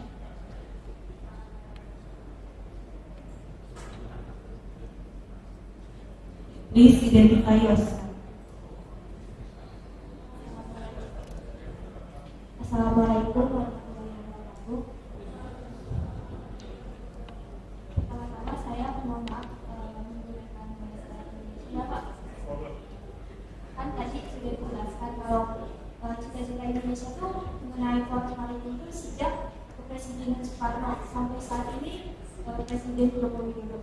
Bahkan digaungkan lebih keras itu di saat Presiden Joko Widodo. Dan kita lihat saat ini periode beliau tuh sudah mau berakhir nih Pak. Nah, apakah misalnya Presiden yang selanjutnya tuh berbeda orang? Apakah cita-cita Indonesia untuk mencapai poros maritim dunia di tahun 2045 itu akan tercapai dengan hasil yang sangat memuaskan atau tidak Pak? Karena kan setahu saya oleh Presiden Jokowi saat ini tuh lebih ke komitmen, tapi karena mungkin saja berbeda presiden selanjutnya itu komitmen tersebut itu belum jelas gitu Pak. Terima kasih.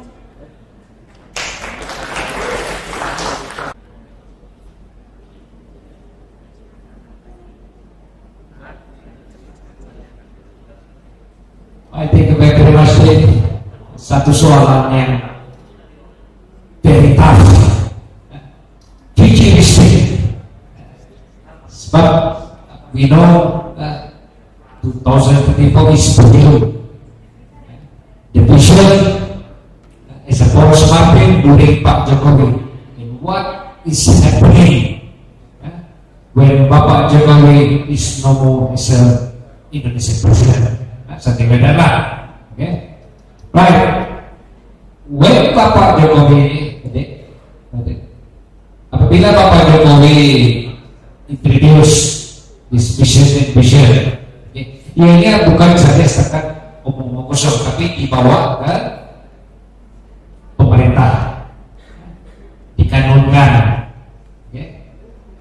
Berdasarkan kepada perbincangan saya dengan beberapa tokoh-tokoh sejarawan di Indonesia, okay, bahwa isu itu patutnya tidak timbul, okay, sebab ianya harus diteruskan oleh pemerintah, bakal as a president, new president. Okay. But kalaupun this agenda, this vision and vision, okay, after Bapak Jokowi, we know you have three candidates. Itu Bapak Prabowo, itu Bapak Ganjar, and the last is Bapak Anies. If you forget this vision and vision, is your responsibility to take it, to make sure this agenda during Bapak Jokowi is happening in future. Maybe he forget, but I believe because this agenda is very good. It's very good for Indonesia. Sometimes we are Malaysians quite jealous about this vision, but how to fulfill this vision is one of the question mark.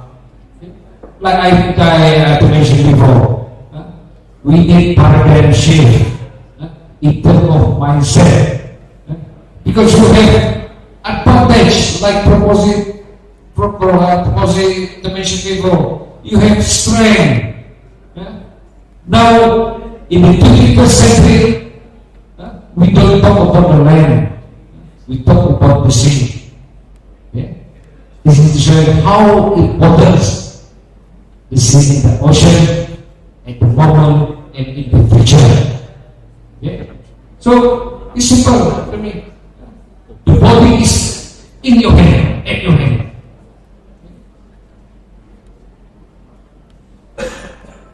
Inform your president. I don't know to what we need to prepare. Make sure this agenda is well happening. If there is no possibility, it's fine, no problem. But make sure the awareness for Indonesia, for the susceptibility of your ocean. Because I believe tanah lahan. Lahan Indonesia ini juga obvious, 30% obvious sudah terlalu banyak di terowongan, tapi di laut itu lagi besar nilainya. Indonesia cukup kaya. Kalau kata batu bara, ini oli, minyak, oil and gas, yo punya stok, di stok itu terlalu banyak sudah. Cuma tuh masalahnya macam mana rakyat Indonesia mau kembali melihat kejayaan-kejayaan yang terdahulu, tapi dalam kita perlu paradigm shift itu. Bukan kita mau kembali ke era itu tradisional menggunakan layar sampah, nggak bisa. Tapi yang modernize, bagaimana melihat itu sebagai second platform untuk memajukan Indonesia itu sendiri. Oke, makasih ya. Itu saja yang saya bisa jawab. Terima kasih.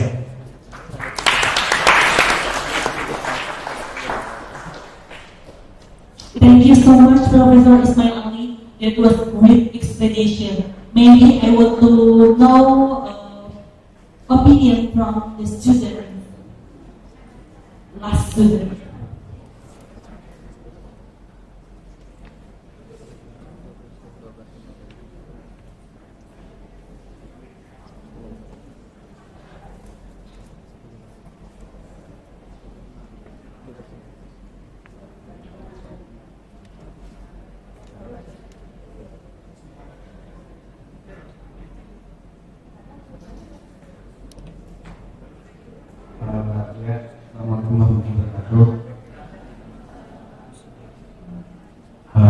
Jadi yang saya tangkap dari jawaban Bapak Profesor Dr. Ismail Ali tadi mengenai pertanyaan dari yang Mala, gimana kedepannya kalau semisal bukan semisal kan nanti Pak Jokowi bentar lagi udah nggak menjabat lagi. Nah, apakah cita-cita atau keinginan untuk Indonesia mencapai negara maritim di 2025 bakal tercapai dengan baik atau tidak? Nah, yang tadi poin yang saya dapat sih itu semua ada di tangan kita sebagai nanti memilih siapa yang nanti bakal jadi presidennya gitu.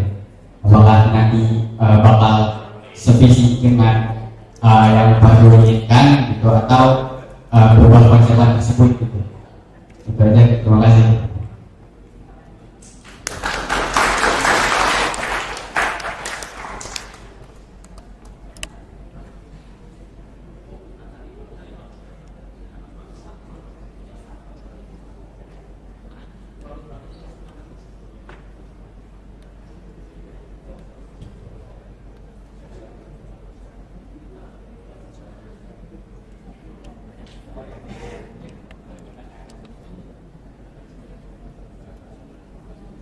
Okay, so yes, we have two speakers, and for this section, who give a new insight for us, and hopefully we can change our mindset to get a better world. And then thank you for joining us, Professor Ismail Ali and Professor Ahmad Fauzi, and hope to see you again. And then thank you for the participants for being wonderful participants. Okay, that's all. And I will give it to MC. Wassalamualaikum warahmatullahi wabarakatuh.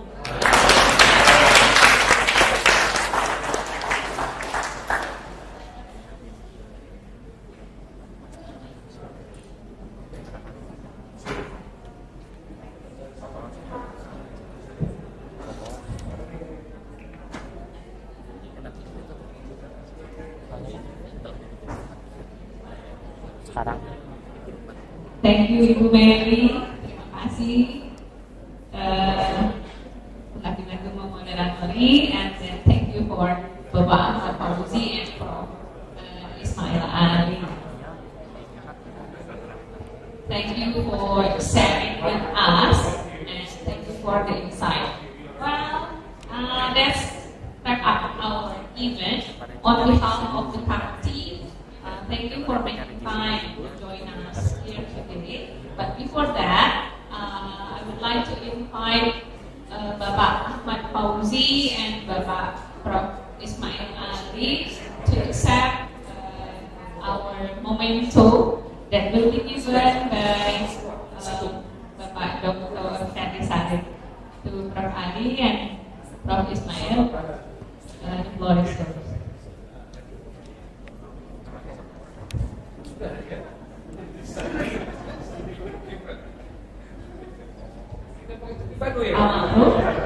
Maybe Pak Direktur.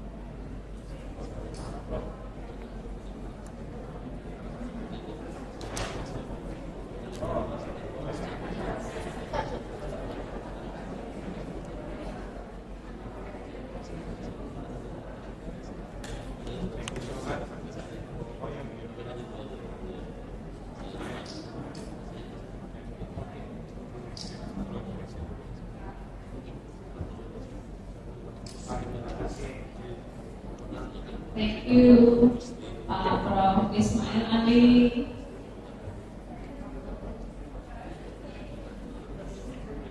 This is semua gift oleh-oleh sedikit ya dari Banten. I hope we can meet and see you again.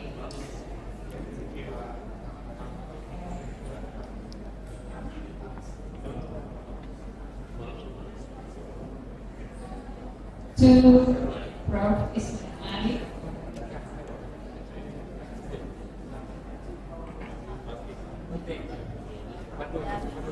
Yeah. Fauzi, maybe you can take a picture together. 1, 2, 3. Okay. Yeah. Thank you, Bapak Fauzi and Bapak Ismail.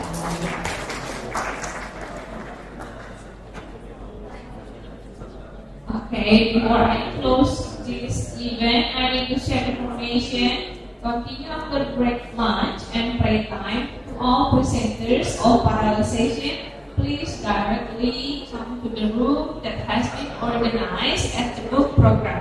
You can find the book program in your goodie bag. If you find any difficulties in finding the room, don't worry. The student committee has get ready to help. Me, the last but not the least, it has been my pleasure to host this event. We look forward to seeing you at next year's event. I wish you all have a nice day. Thank you. Assalamualaikum warahmatullahi wabarakatuh.